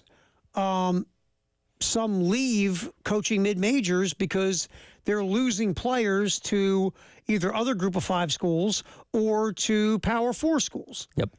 And they throw up their hands and they go, I can't, this is a losing battle. And part of that could be that their NIL is not helping them either. But you're going to lose Group of 5 players to better opportunities, especially in a Power 4 conference. If you're losing them to your own conference and your NIL isn't going, that's on. You got to talk to some people in your school and your NIL collectives. Because if you're losing players within Conference USA, which we didn't see a lot of evidence right there, to be fair. Right. But that's different than losing, like you lose a guy at UAB to South Carolina, you go, okay, I get it. But if you're losing to Southern Miss, even though Southern Miss probably is a better collective than UAB. Correction, and I'm usually pretty good with conferences. The UAB is actually in the American now. Oh, the American? There have been so much movement in the G5. It's hard to keep up with. Who in the American have they lost players to? I know one player went to Memphis. Obviously, that's one of the best teams in the American. I could see that. Not that Memphis views UAB as a threat. Right. But if they saw a player that's doing pretty decent, he'll come be our backup guy. He'll come be our third string somewhere. I could see that. But that tells you where probably UAB is at in the NIL space. Yes.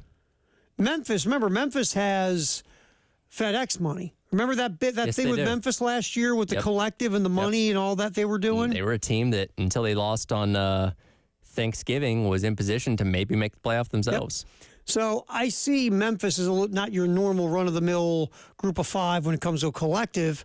But yeah, if you're Trent Dilfer, I get it, man. You're frustrated because you're going to lose a player in conference to an in-conference school, and you are not able to do anything maybe in your NIL space to stop it.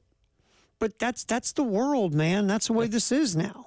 Pretty much. You're going to have to. Is La Tech the American Athletic Conference? They used to be a Sun Belt team a long time ago. They may have gone to Conference They're actually in the USA. WAC for a period of time. Yeah, they were in the WAC. I mean, they've been all over the place. That's back when that kind of thing was weird. They had that. Remember, that was when a 16-team league was bizarre. They were going through all the time zones. Everybody goes, that can't work. No, you can't do that. That's weird. No, it's just normal. Yeah, nobody blinks an eye now. But anyway, there's no team that's consistently taking their talent. By the way, La Tech's not in the American. But I get the point he's trying to make. But hey, man, that's college football now. And maybe there's offers and these guys haven't gone, but there's uncommitted guys in the portal right now, so that could change. But basically, he seems frustrated. I mean, the American, the teams around them in the American League, Memphis is ranked, Army was ranked, Navy had a good year, Tulane's had some good seasons. I mean, those are the top level teams in the American. Yeah, but yeah, man. I mean, these Group of 5 leagues. Conference USA, the American, and the Sun Belt, you don't know who's where anymore. They're all interchangeable to a degree. It's become that. Like Mountain West, I could probably tell you the Mountain West a little bit easier, but yeah, 3 G5 conferences basically existing across the Gulf of Mexico and the Eastern Seaboard. Yeah, it's easy to get. Well, you remember the American was pretty stable till the Power League started poaching the American. Well, the American used to be the Big East, and when the Big East went away, the American became the de facto new conference. And again, they lost like Maryland, they lost Rutgers, Louisville, and all that kind of stuff. So lost some of the big dogs, but they were still viewed, at least at the end of the BCS era, as a power conference. And then when the new playoff came in, the other conferences looked at it and said, "You guys aren't like us. No, we're a Power 5, and we're going to take the teams of yours we like." Exactly. And remember, they tried to push the Power 6 thing. Yeah, and, you know, their commissioner said, "Well, it's a Power 6." No, it's not. You're lucky. Sorry, Mike. You're lucky you get invited at that point in time to go to a nice bowl game at the end of the year. But be proud of that. And Trent Dilfer will be on the hot seat this year. Well, he was on the hot seat this past year. He might. He's going to survive year 2. He had the blanket mentality seemingly for half the season. When you listen to his press conferences and stuff, I thought he was gone for sure. I read, and I didn't see this, I read where he brought his kid to a press conference. He did, yeah. And when someone said something, he said, "Hey, let's be serious, we're not Alabama." Yeah, he just said, whatever. We're UAB, dude. You want that guy representing your school? And I did see that press conference, by the way. Did you? He was like, yeah, we're UAB. We're not Alabama. So I'll bring my kid. Okay, that's one way to build a program. It's one thing if you've got back-to-back 10-win seasons and you're doing that. Sure. But when you're losing and you have no resume of winning as a coach. Also, the bringing the kids to press conferences, Sirianni's done this before. What a weak move. To me, when you do it to deflect criticism, because no one wants to go, if your thought is, well, I bring my kid, that'll give me a... Hey, coach, how do you think your job security is? You're going to get fired? You're not going to ask him that in front of his kid. No. At least he doesn't think you are. No, basically, you're bringing the kid to be your Kevlar. Exactly. You're at the press deflect. conference. Yeah. Hey, coach, how would you assess where the program is right now? And you can take that in whatever direction you want. But, yeah, that's a weak move. Yeah, whenever you bring the kid to something like that. Someone else did that here recently in the last so many months. Brought their kid in, and it was a obvious deflection moment. Yeah. I'm going to bring my kid to deflect any negativity that's coming my way. It's like, come on, bro, really? Yeah. Be a I know man. what you're doing. Man up. Come on. All right, also, as we do football in the 1 o'clock hour, sponsored by Atlantic Windows and Doors. This whole A.J. Brown reading a book thing, to me, is ridiculous. Here's Nick Sirianni, head coach of the Eagles on WIP in Philadelphia, defending A.J. Brown having a book on the sideline with him during the playoff game last weekend. That would be cut 5, Dave, please. A little bit like I saw Jahan Dotson said something like defending AJ, and I thought that was awesome too. Just another opportunity, another example of our teammates defending each other. That we don't do any research to figure out how long he's been doing it, why he's doing it, what he's reading. I mean, he's not reading a romance novel on the sideline, whatever he's, we don't do any research, and we jump to a conclusion of, oh, he must be disgruntled. That to me is lazy, and everyone needs to figure out why he's doing it before they jump to judgment on the man, because the man, A.J. Brown, is a great great person. The man A.J. Brown is the best receiver that, and I'll say it without hesitation, is the best receiver that this city's ever seen. The man A.J. Brown is one of the best teammates that in the world to his guys. Not just the best receiver, one of the best teammates. This guy is top notch. There's a reason he's done all the things he can do, and I love A.J. Brown. And it's hard for me to watch when people are getting on him without doing the proper research of who the man is and what he's doing in the first place. All right, first of all, let's just say this. This is a lot of nothing. This is a lot of nothing. It is. If he was reading he was reading a book of, what was it, some self-help book? Yeah. If he's reading 50 Shades of Grey on the sideline, that's I have a point I want to make about Sirianni. I'll save it for the other side. We'll get on the other side, and also our Firehouse subtext, the hour 803-404-6100 halftime show. David Dare, Tyler Head, Terry Ford here on the game.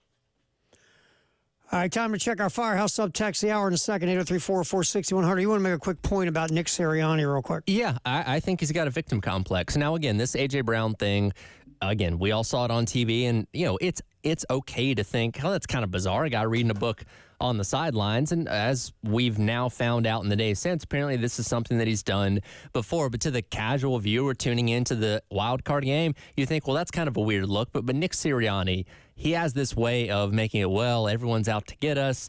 People, they're not getting the right information and they're hating on us and all this kind of stuff. He just strikes me as a guy with a really big victim complex. I think he wastes too much time on things he doesn't have to waste time on. Right. And you might be right. It might be as simple as a victim complex. He wants to be oppressed by something, it seems like. It feels like that's the fuel, right? Yes. I've got to have that fuel of oh, my God, they're out to get us. Which, within the walls of your locker room, that's fine. You can spin that yarn however you want. But, again, when he's doing press conferences, when he's on radio stations like that, it's always like, bro, what are you talking about? Yeah, even going back and forth with fans, even though you were going back and forth with the fan, you weren't being disrespectful. You were just a fan said something, you addressed what he said. Yeah, Why? You're better than that. You're the head coach. I just like this thing with, like, A.J. Brown. You say this. It's very simple. A.J. Brown is reading a motivational self-help book. He's done it on the sidelines many times. He calls it The Recipe to help him be as great as he is. A.J. Brown's a great player, and he wants to sit and he could be reading a cookbook on the sideline, but as long as he is producing the way he does, I don't care. Next question. Exactly. But he went on his spiel, and it's these people, they don't want the right information. It's like, again, he just kind of has a victim complex to me. And talking about what Dilfer did with the kids, I forget what the situation was. I think it was actually after he jawed with the fans that he brought his kids into the press conference after that, and people tore him apart for it, obviously, but it's like, bro, you know what you're doing. You're trying to deflect the tough questions because, don't say that in front of my daughter or something like that. Well, his kids are here. We can't say, because again, a lot of times you go, don't want to make it uncomfortable with the children here. Exactly. Yeah, you're right. What do you got there on the Firehouse subtext line? Again, I pride myself on being really good when it comes to conferences, but the G5 kind of slips through my fingers a little bit. Soda City Bobby tells us that Southern Miss is in the Sun Belt. So that makes sense. We're learning here. By the way, I looked it up. These conferences are so full. And I get it. It's not all football stuff. Like, this is Conference USA. And that's, there's Valpo and Youngstown State and Delaware that are in as associate members in certain for basketball, sports. But my goodness, these conferences are loaded. Because, again, this is what happens when everybody's trying to get as high as they can in the food chain, right? Yep. Because, again, if you're, and I see Liberty in the Sun Belt. Was it Liberty in the Sun Belt there? Let me see. Were they in that They map? are in.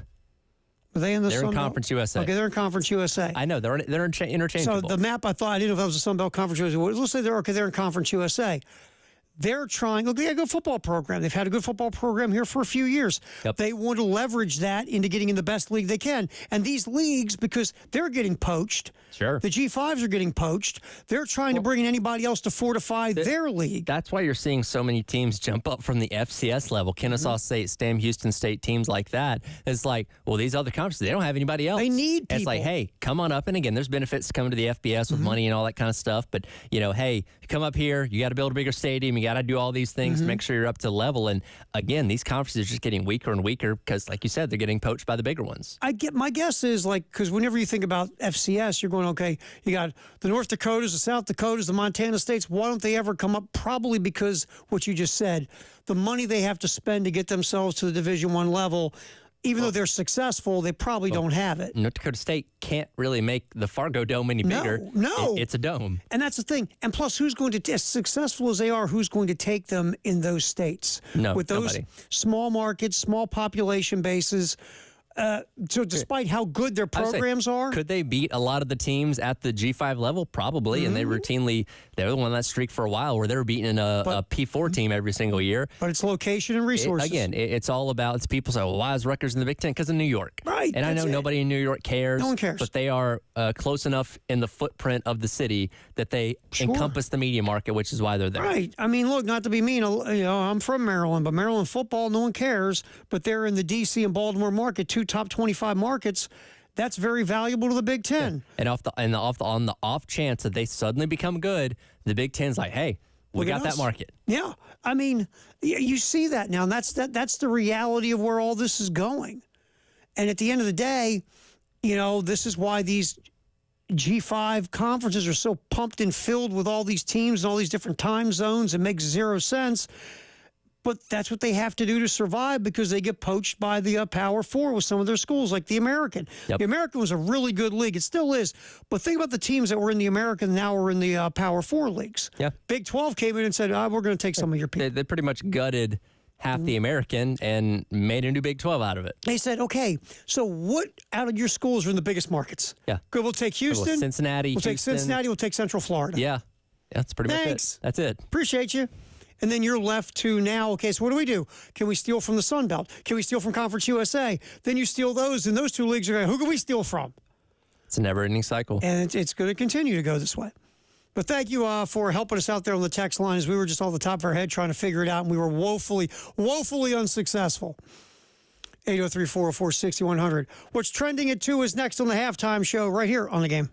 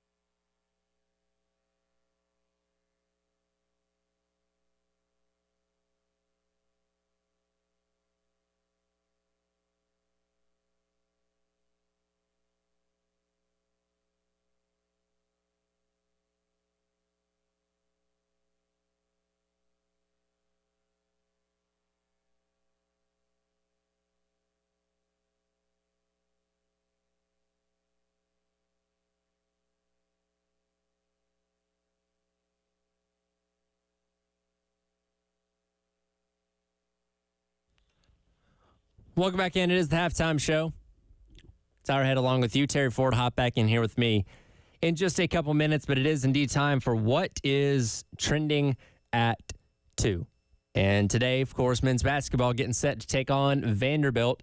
Coming up tonight, pregame coverage starting at 5:30 for a 6 o'clock tip against the Commodores out there in Nashville, which you can listen to right here on 107 or 107.5, the game here in Columbia, as well as 100.3, the game out in Myrtle Beach. And we've talked ad nauseum about the importance of this game for Lamont Paris's team in terms of just finally getting yourself a conference win and how huge that is and how needed that is because, again, you have a daunting enough slate, and if you want any shot at making the NCAA tournament, you're going to have to be somewhere around 500.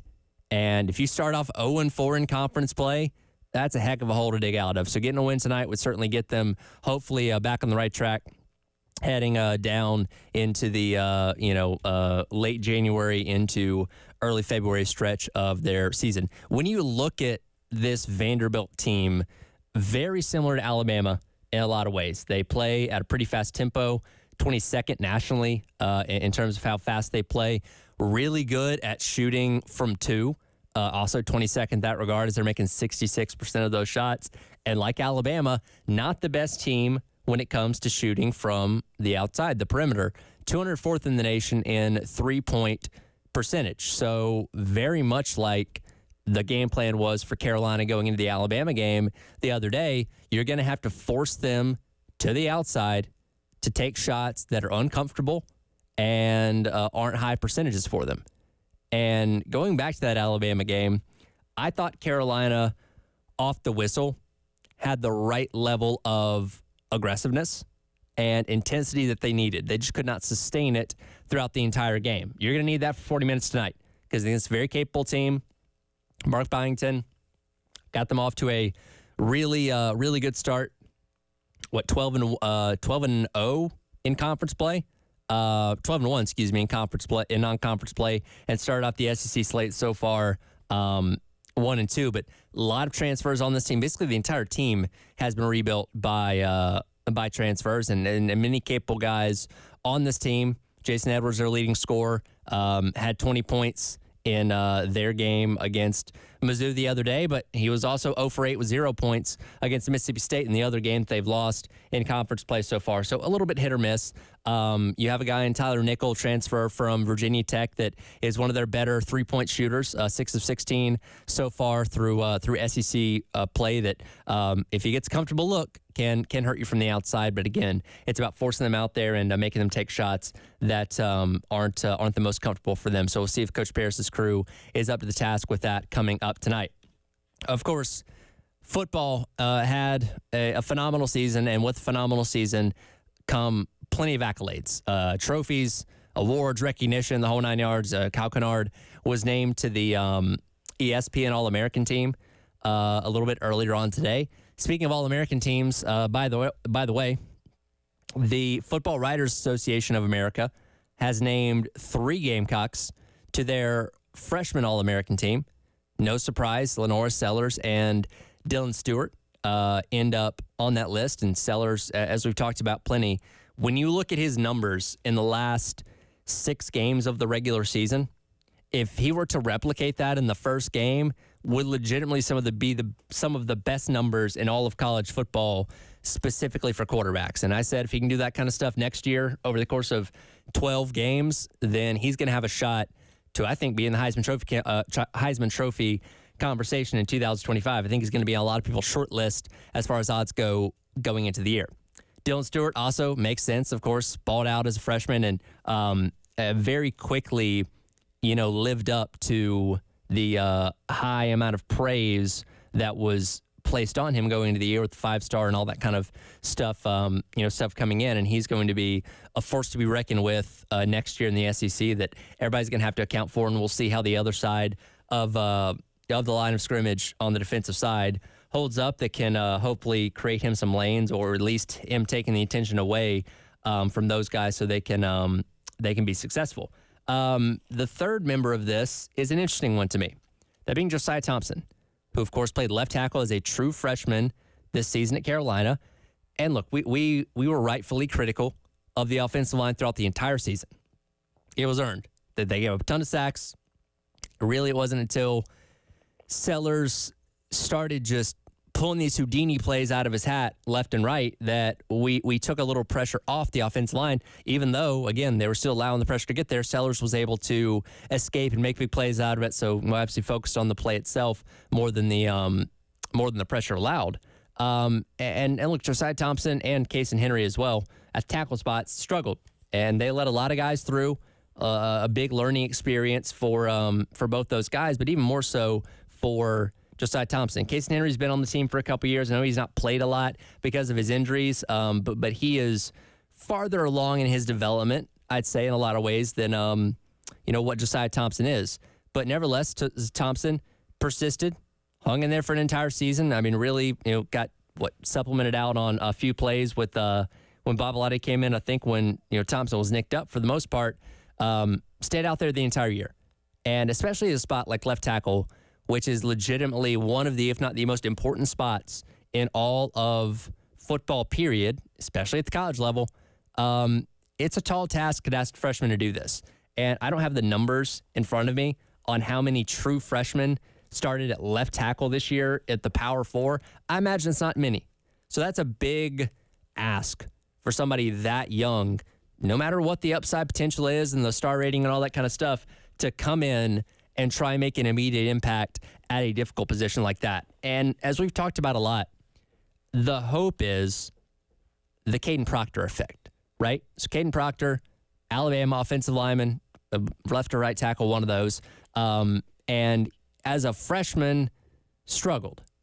But when he came back for year number 2, he was significantly better and a guy that everybody regarded as one of the better offensive linemen, it seemed like, in college football. And that's what you're hoping for with Josiah Thompson. That, yes, year number 1 was not great, but you take what you learned from year number 1, go through another spring, go through another summer, go through another fall camp, and you are steps further along in year number 2 in regards to what you can be. And again, with an offensive line that is set to change a lot, and he might be one of the only, carryovers. And even we don't know about that because, again, every spot's up for grabs. I would lean towards him getting the nod at left tackle once again, but we don't know 100%. We'll have to see what happens playing out of the offseason. But again, assuming he does start, if he does, then he's going to have a hopefully significant advantage after having 1 full year in the SEC. Sometimes it takes getting pushed around. Sometimes it takes not playing well to learn the do's and don'ts, and hopefully that's something that translates over when it comes to Josiah Thompson and what he was able to do in the SEC in year number 1, and was able to earn himself, at least in the eyes of the Football Writers Association of America, a spot on the All-American team for true freshmen. Again, I don't know how many true freshmen played left tackle, especially at the power forward level, but he was baptized by fire, and we'll see how that translates going into the 2025 season. Up next, we'll continue on with what's trending at 2. I want to react to the conversation I had with our guy, Dimitri Ravenos, a little bit earlier on this morning. We talked about the national championship game, but in a unique way, in terms of how teams in the SEC are viewing what's going to go down on Monday night between Ohio State and Notre Dame. We'll hit that coming up next. It is the halftime show. Tyler Head, Terry Ford will be back in a minute here in the game.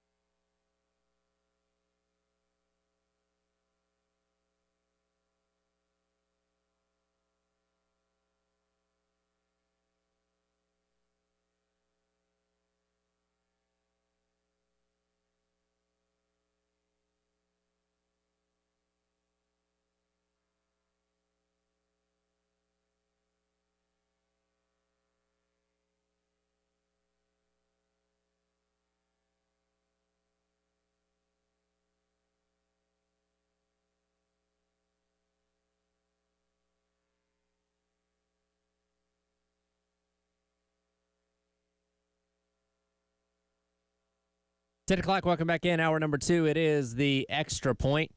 It's our head along with you on this Wednesday morning. Time to check in as we do each and every Wednesday with our guy, Dimitri Ravenos. And we always love talking college football. Unfortunately, Dimitri, we are coming to the end of the college football season on Monday with the national championship game, Ohio State and Notre Dame squaring off in Atlanta. Kickoff, I'd say conservatively, maybe about 7:40 or 7:45. It's not like 8:30 like it used to be, so you don't have to stay up until midnight to watch the end of the game. But still, it's going to be late night on Monday for all of us to have to get up and work on Tuesday morning. Yeah, for sure. I mean, I don't understand why with the schedule being pushed back the way that it is, I don't understand why you wouldn't take advantage of Sunday night. I mean, the NFL is probably going to have their games done by the end of the afternoon window. If you know America does not have to go to work on Monday, why would you not be playing this game on Sunday night? You could do your 8 o'clock kickoff then. Well, I'd take it even a step further because right now this obviously going to be on a comp or divisional championship weekend. Why not push it forward a few days and you can have your championship game on Saturday? College football being played on a Saturday, I know is an insane thought, but you could have your championship game on Saturday night prior to NFL Conference Championship Sunday, and you make another super weekend out of it. Why not? I can't exxplain why, Tyler, but I hate it. I don't know. I can't tell you why, but do you not want college football being played on January 25th? Is that why? Yeah, I mean, that might be it. Like, I'm trying to figure out why it is that when you say that, it hits my ear, and I think, no, worst idea I've ever heard. I can't. It's just a gut reaction. You've been conditioned by big NFL to big ESPN to want this to happen on a Monday night, I guess. Not Monday night necessarily. I do want it to happen on a day that, like, denotes that this is something special happening. Yeah. And like, so I understood initially because this used to be played on like January the 6th or 7th with the BCS National Championship, where you're essentially taking the place of what would have been a Monday Night Football game because the NFL playoffs were starting and the regular season ended. Now that's obviously been pushed down the road where, again, you have more flexibility with this, and I get it, contracts and money and all this kind of stuff, and I guess Monday night, for whatever metric, is a really good TV night when it comes to numbers, but man, it just feels wrong playing college football on Mondays outside of bowl games.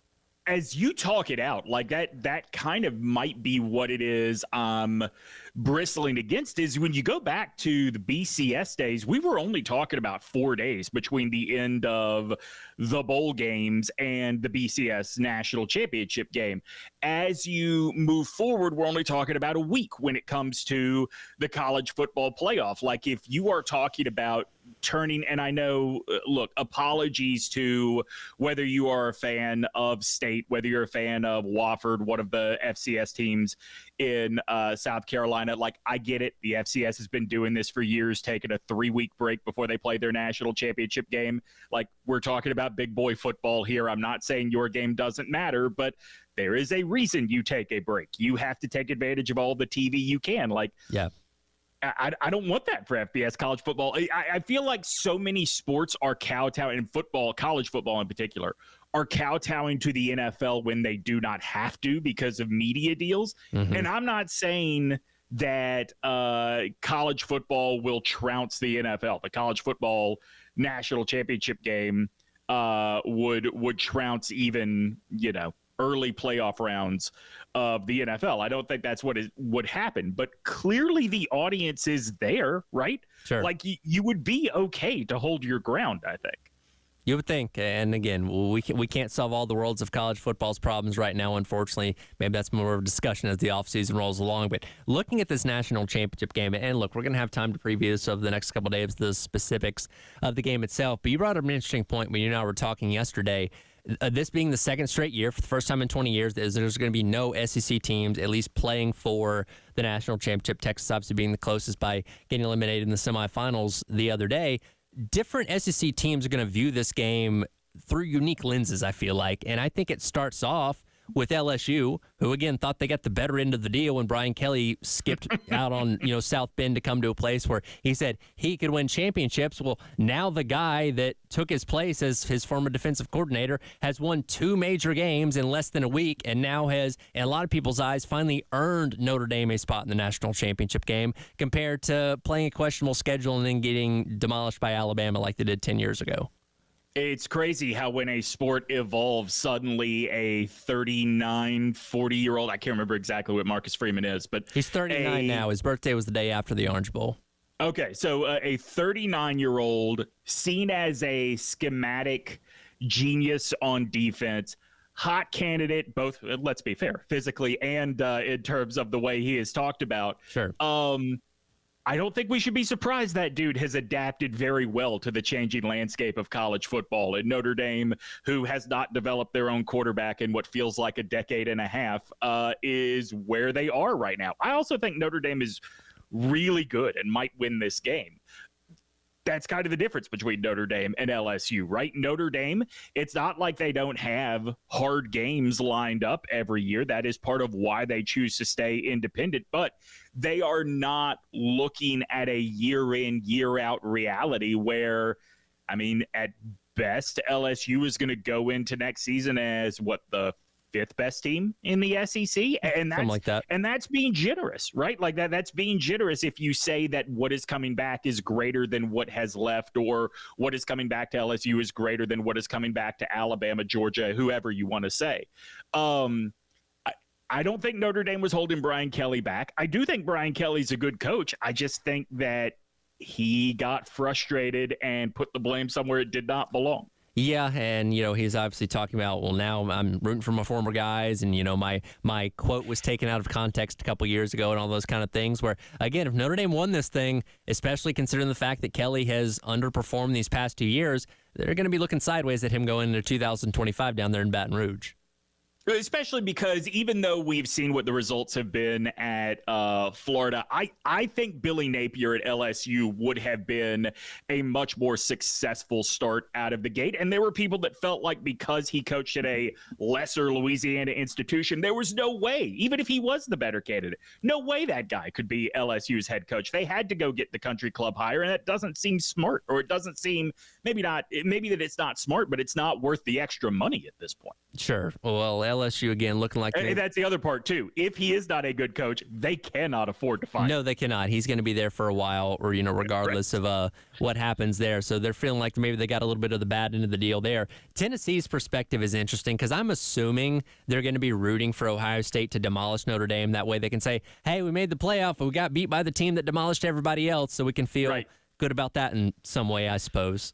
Right. Like, I think they are the ones that most, if Ohio State not only wins this game, but just beats the brakes off of Notre Dame, Tennessee is the team that will be the loudest about going, see, we told you, because they were coming off of, Ohio State were coming off of that miserable performance against Michigan, and just, they toyed with Tennessee in that first round game. Yeah, absolutely. Elsewhere, when you kind of look, and this is an interesting thing that you brought up, I think both Ole Miss and Alabama are going to be looking at this game, seeing if Ohio State wins in particular, seeing some of their former stars, and Quinshon Judkins from Ole Miss and obviously Caleb Downs from Alabama being stars in what ends up potentially being the national championship team. And I don't know if those guys being added to those rosters make a difference in those teams making the playoff or not, but it certainly wouldn't have hurt. I think it is more. Gosh, I think they do, Tyler. I mean, I think that Quinshon Judkins is a little bit easier of an if X then Y to make than Caleb Downs. Like, Downs would have just added the stability that Bama lacked in the defense all year long, particularly in the secondary. With Quinshon Judkins, I mean, look, Ole Miss did a pretty good job of recreating his production in the aggregate with multiple guys. But when you're talking about doing that with multiple guys, it means you no longer have the bell cow that can just take over a game and drain a clock. And if you look at all of Ole Miss's losses, except for maybe Florida, who controlled most of the second half of that game, if they just had somebody that could take over and kill clock, they would have won that game, and they would maybe not be here on Monday night, but certainly they would have been in the playoff Yeah, certainly at least so. And again, when you look at the caliber of that roster, not making the playoff is severely underperforming, especially, we talk about Alabama as well because that's just the standard for them. When you look at this, because again, it's very rarefied air that we have two teams not in the SEC just playing for a national championship. And a lot of years when that wasn't the case of, teams, or when an SEC team wasn't in, you could obviously make a strong argument. And a lot of times like last year, like, hey, I know Washington and Michigan played for the title, but Georgia may have actually been a better team than those two. They just didn't get in to the, to the college football playoff to have a chance there. And this year, I don't know if you can make that case. I mean, there may be a handful of teams in the SEC that feel like, well, maybe we could have at least beaten Notre Dame and gotten in, but I don't think anybody looks at Ohio State and says, yeah, we definitely could have beaten that team. I mean, again, Texas made it close, but I never doubted Ohio State's ability to win that game the other day. Yeah, I think that what Ohio State has proven in these last 3 games is like they really did have the best roster in college football all year long. It was a matter of putting it all together for this run. I disagree with you about last year. I think Washington and Michigan were clearly the 2 best teams in the country by the time we got to that game. I think one team, and let's bring this local, I think one team that really has to ask itself some questions about the nature of college football going forward is Carolina, because I think that you can look at Ohio State and say, if you're Carolina, look, that's a great example of what college football is going to be with this expanded field. If you can routinely do your work, strike gold, be smart about who you're going after in the portal, you can put together a special season. And that's fair. Sure. But the other part of that is, are those silver helmets always going to give you an advantage that the Gamecock helmet is not when it comes to the transfer portal, right? Like for years we talked about this as the Saban discount, right? That Alabama is just now waking up to the realities of NIL because guys wanted to come play for Saban. Sure. Do guys look at maybe this is true of Notre Dame too, because they've gotten way more active in the portal in the last 2 years. Do guys look at Georgia, Ohio State, Notre Dame, Texas, when they go shopping in the portal and immediately put those guys on a pedestal that, the schools that have not been there forever are going to have to work extra hard to get over? If I'm Shane Beamer, it's not something like I throw up my hands and go, it'll never happen here. Sure. It's a question that maybe we have not asked ourselves yet. I think it also depends on, as an individual player, okay, what's important to you in the portal? Is it playing for national championships? Is it getting the most NIL for your time in college? Or is it getting developed to go to the NFL? Because you can come to Carolina and make yourself an NFL caliber player. Saw Xavier Legette obviously go in the first round to the Panthers last year. You can come here and make a decent amount of NIL. You're probably not going to make as much as you would at an Ohio State, considering the fact that they seem to have the best in the entire country. National championship, obviously they've not gotten themselves to the stage of that point yet, and they certainly could somewhere down the road. So I think it depends on what you're individually as a player looking for at the end of the day. But, I think this is what has made Shane and his staff so good in the portal is I think they are pretty good at selling the idea of, okay, you go to Ohio State and you make it to the national championship game. Well, you're just another dude that made it to a national championship game that Ohio State didn't win. Right. Like, we are serious about changing the fortunes of Carolina. You are going to make money here. You are going to be on national TV every week by virtue of being in the NFL. You mentioned Excel. I mean, Nicky Manwari is probably going to go in that same range this year. Kyle Kennard is probably going to go at the top of the second round. TJ as well is probably going to go in the top of the second round. Like, we can offer you visibility. You're right. Different things are important to different dudes, but I don't think that means that Carolina is necessarily at a disadvantage. Carolina's just got to zero in on what their advantage is and make that the core of their message. And then you adjust how how hard you press the pedal given various kids' interests. Absolutely. Last second here, your lean for Monday night? I want to lean Notre Dame because I've been very impressed by their defense all season long. But these last 3 weeks, man, you'd be a fool to pick against Ohio State. Like, they look now like I thought they were going to look all season. I honest to God, Tyler, I thought they were going to be the first college football team to go 16-0. We'll see how right you are coming up next week. Appreciate it as always, Dimitri. All right, man. Take it easy. It is the Extra Point on your Wednesday here on The Game.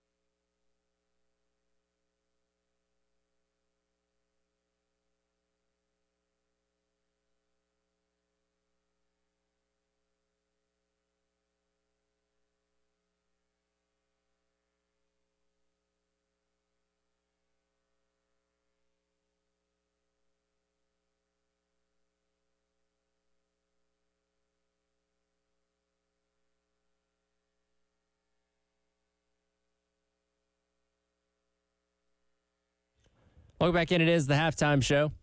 Tyler Head, Terry Ford along with you here on your Wednesday on the game, checking the date. January the 15th. Of course, that means it's the greatest day in the history of the world. And I would assume Terry wanted to be here in time for this. We'll get him in here in just a moment. But, of course, we have to go old school here. 1892. Basketball's rules first published in Triangle Magazine by James Naismith, of course, the creator of the game of basketball. 1892, when the first rules of basketball were officially announced. I think they were still throwing it into wicker baskets on poles at that point in time. We've obviously come a long way since then. No three-point line or anything along those lines back then. And again, today's game has certainly changed, changed quite a bit. Continuing to look over the years here. 1942, the Chicago Cubs plans to install lights at Wrigley Field because of military's need for materials. Takes 35 years before lights are finally installed at the vulnerable ballpark. Again, when you think about the history of Chicago Cubs baseball, you think of mid-afternoon games. And the history behind it, again, 35 years, that would have been 1977 before they finally put lights in there. But still, when I think of Wrigley Field, I don't think of night games. Think of mid-afternoon games on WGN that the entire country can watch. And again, the plans for lights to go in there took a very, very long time for that to finally come to fruition. All right, big one here. 1967. On this day, the Green Bay Packers defeated the Kansas City Chiefs in what at the time was known as the NFL-AFL championship game. We, of course, came to know this game as the Super Bowl years later. Packers won that game by a score of 35-10. Bart Starr in that game, a stat line of 16 of 23 for 250 yards, 2 touchdowns, and 1 interception in route to that victory for the Packers. And Dave, I got to give you credit here because you printed out what is probably one of the coolest pictures in NFL history. Of course, I'm talking about Lynn Dawson smoking the cigarette and drinking the Fresca at halftime of that game. In today's world of football and just sports health in general, I don't think they would recommend either one of those things. What do you think, Dave? I think you're right about that. Also, he wouldn't be sitting in a stupid folding steel chair. No, he wouldn't. Listen, locker rooms have come a very long way.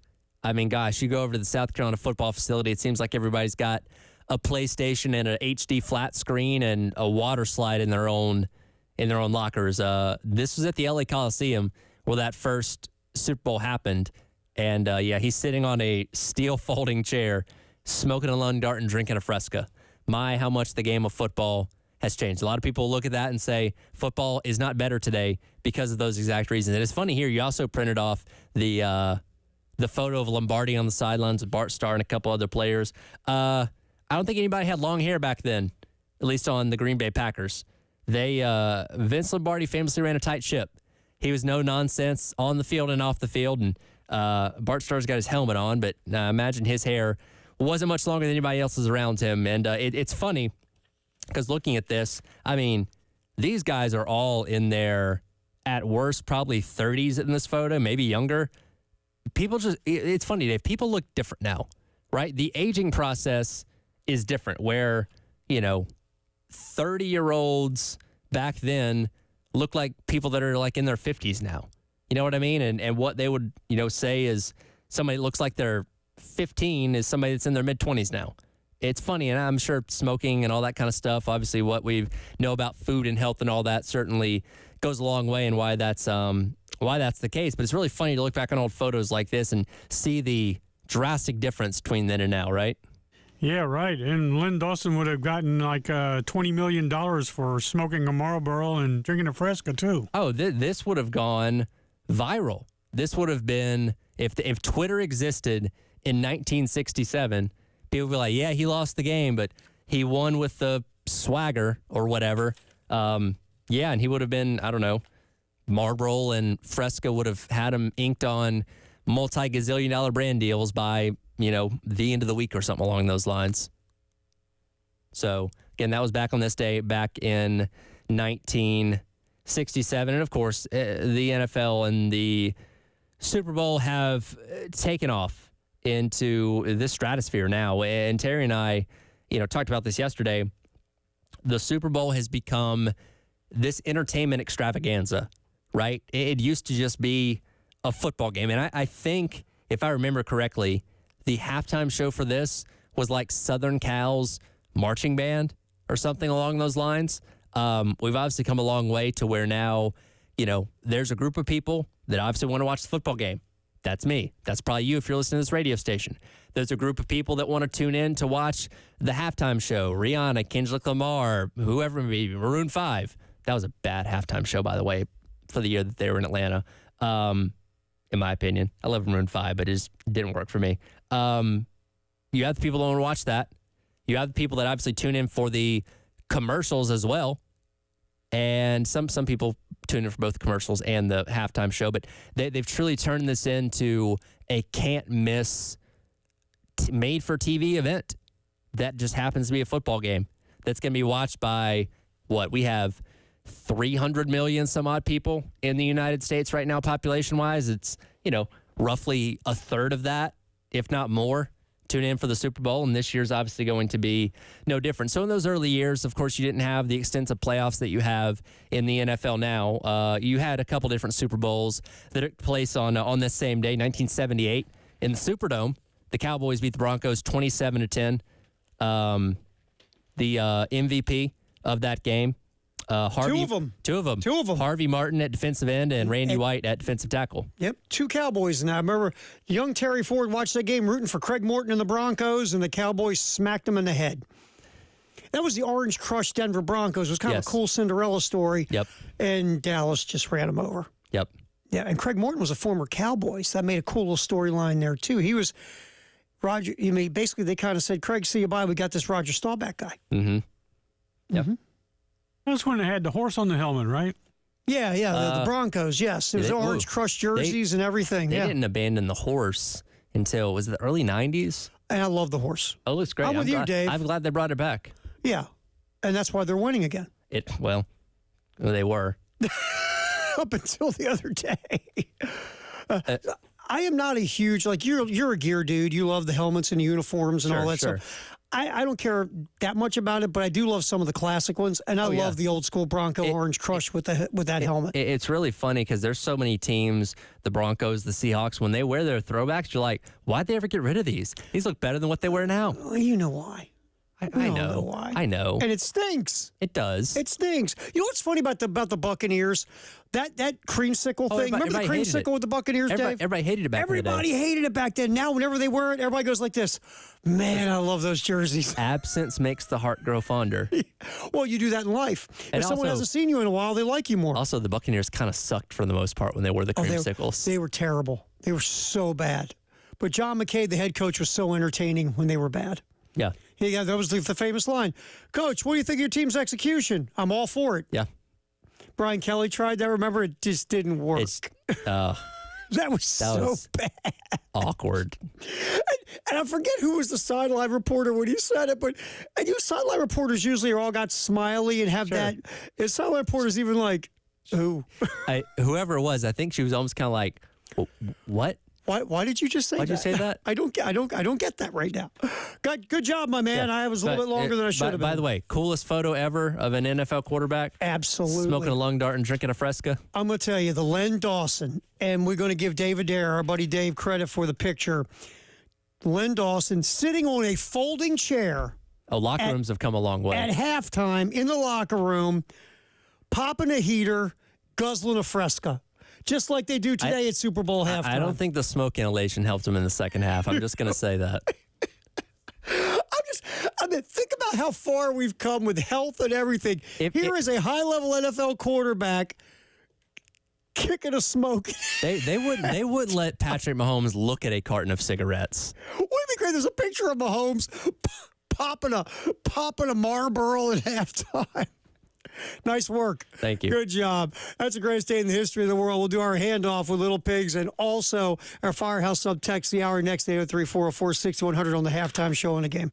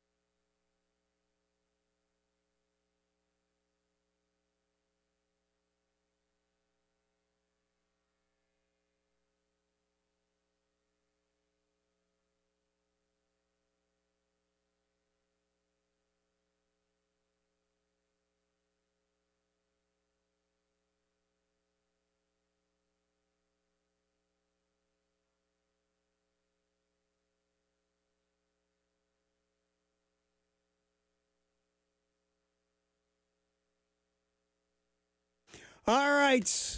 Wrapping this baby up. We got our handoff with our buddy Jay Phillips, sponsored by Little Pigs Alpine. Firehouse subtext the hour, 803-404-6100. Let's get to that real quick. What you got, man? Yeah, going back to our conversation about Mike Tomlin, Michael weighs in and says, Steelers fans are delusional. They literally have 2 championships since 79. Oh, well, that's the thing. You get spoiled, and look, Chuck Noll won 4 titles in the 70s. Yep. Right? Okay, so Steeler fans start from there, and it's like, well, this is our standard all the time. We got to win a Super Bowl. And I get standard is standard expectations, but you've also got to be realistic with where you're at. And where you're at is your roster isn't good enough to win a Super Bowl. You just got to get real. The idea that another coach will win you a Super Bowl with this roster, to me, is asinine. What is the context of the delusion? Well, it's just the idea that there are Steeler fans who think you got to get a new head coach. Oh. That Tomlin needs to go because Tomlin's the problem. I don't particularly agree with that. No, I wouldn't. Yeah, I wouldn't agree with that either. No. But I'm not sure. I should know, like, delusional. I mean, I don't think it's wrong. Depends on how old they are, too. Well, here's my thing. I always believe, it looks like UCLA fans for years thought the Bruins should win the national championship in college basketball every year because they had this historic run that will never happen again. Right. I understand expectation. I never say don't have it, but you got to mix it with a dose of reality. That world is gone. You're not going to win 9 out of 10 ever again, or whatever the hell. No. You're not going to do what Coach Wooden did. Right. But then when Coach Herrick did it again, it was like it was a big deal. Yeah. That was a good team. But then there's people that went like this. Well, that's one. Yeah. Well, and then another one. Well, we're back, or something like that. Or this one, when the 49ers finally won the Super Bowl with Steve Young, they went, "Yeah, dude, you just got 3 more to catch Montana. Go get him, Steve." Yeah. Look, I get it. I get it. You're used to excellence. I mean, you're a Bronco fan, and we joke all the time. But your favorite team was really good for a long time, and they won a few Super Bowls and got to a bunch of them. They've been to 8. Yes, and they haven't done anything near that for a long time. It's been 10 years, man. So, like for you, I get you go, look, there's an expectation level of excellence with this franchise for a long time. But reality is nowhere near it yet. Hopefully you get back to it.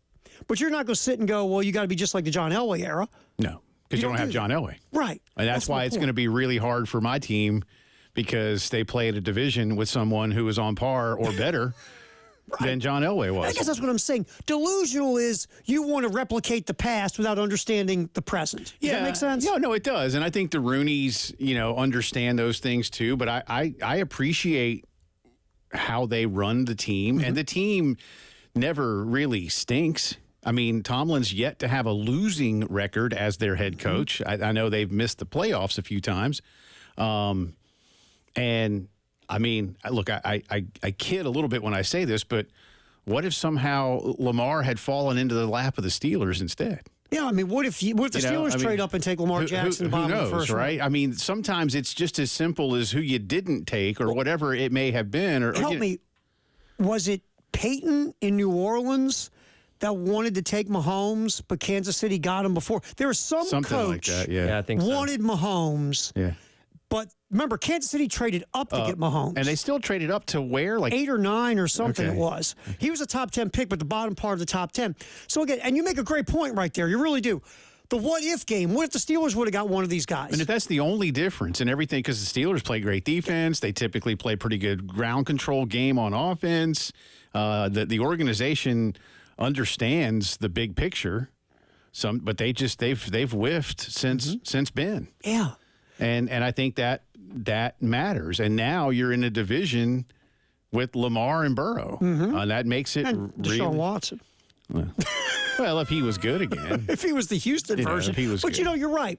If you're the Steelers, not only are you behind the 8 ball for a quarterback for yourself, but when you look at the division you're trying to win, then you look at what Cincinnati brings to the table when they run out of quarterback and what Baltimore does. So now that's what you're fighting. That's like you said, like the AFC West. When that goober number 15 comes running on the field, you go, oh, my God. Well, I mean, until he's done, and he's 30, 31. What is he? He's not that old. Not even? 20, late 20s. 29. All right. Yeah. So, I mean, you're just pushing him older. I'm trying. He's got a very long way to go. I'm trying. Unfortunately for you. Yeah. And I think that's how people felt about Elway for the longest time. Because, I mean, is Elway better than my guy? Yes. by and large, anyway. I mean, look, I'll just say this because you're sitting here. Because I mean, I grew up to be taught to be an Elway hater because of Elway's situation when I was a kid. But look, John Elway. Blame Bob Irsay for that. Oh, absolutely. The first 3 times they went to a Super Bowl, they were nowhere near the better team. No. And that team got to the Super Bowl because of John Elway. Absolutely. I mean, so to your point of Elway, how good Elway was is he dragged a team that had no business going to some of those Super Bowls to the Super Bowl. I mean, just ask the Cleveland Browns. I was going to say, go with the fumble and the drive. But anyway. Two of the greatest, moments in the history of the league, in my opinion. So. I don't think the Cleveland Brown fans would share your opinion. Well, they're Ravens fans now. No, they're not. No. Wear your Sorry, Raven. that's the Ravens ready? now. Sorry. Wear that Raven gear into downtown Cleveland. See what kind of fan you get. What do you got coming up, man? We got a lot of basketball and football to talk about, too. Sweet. Nice job, Tyler. Dave, postgame show's next.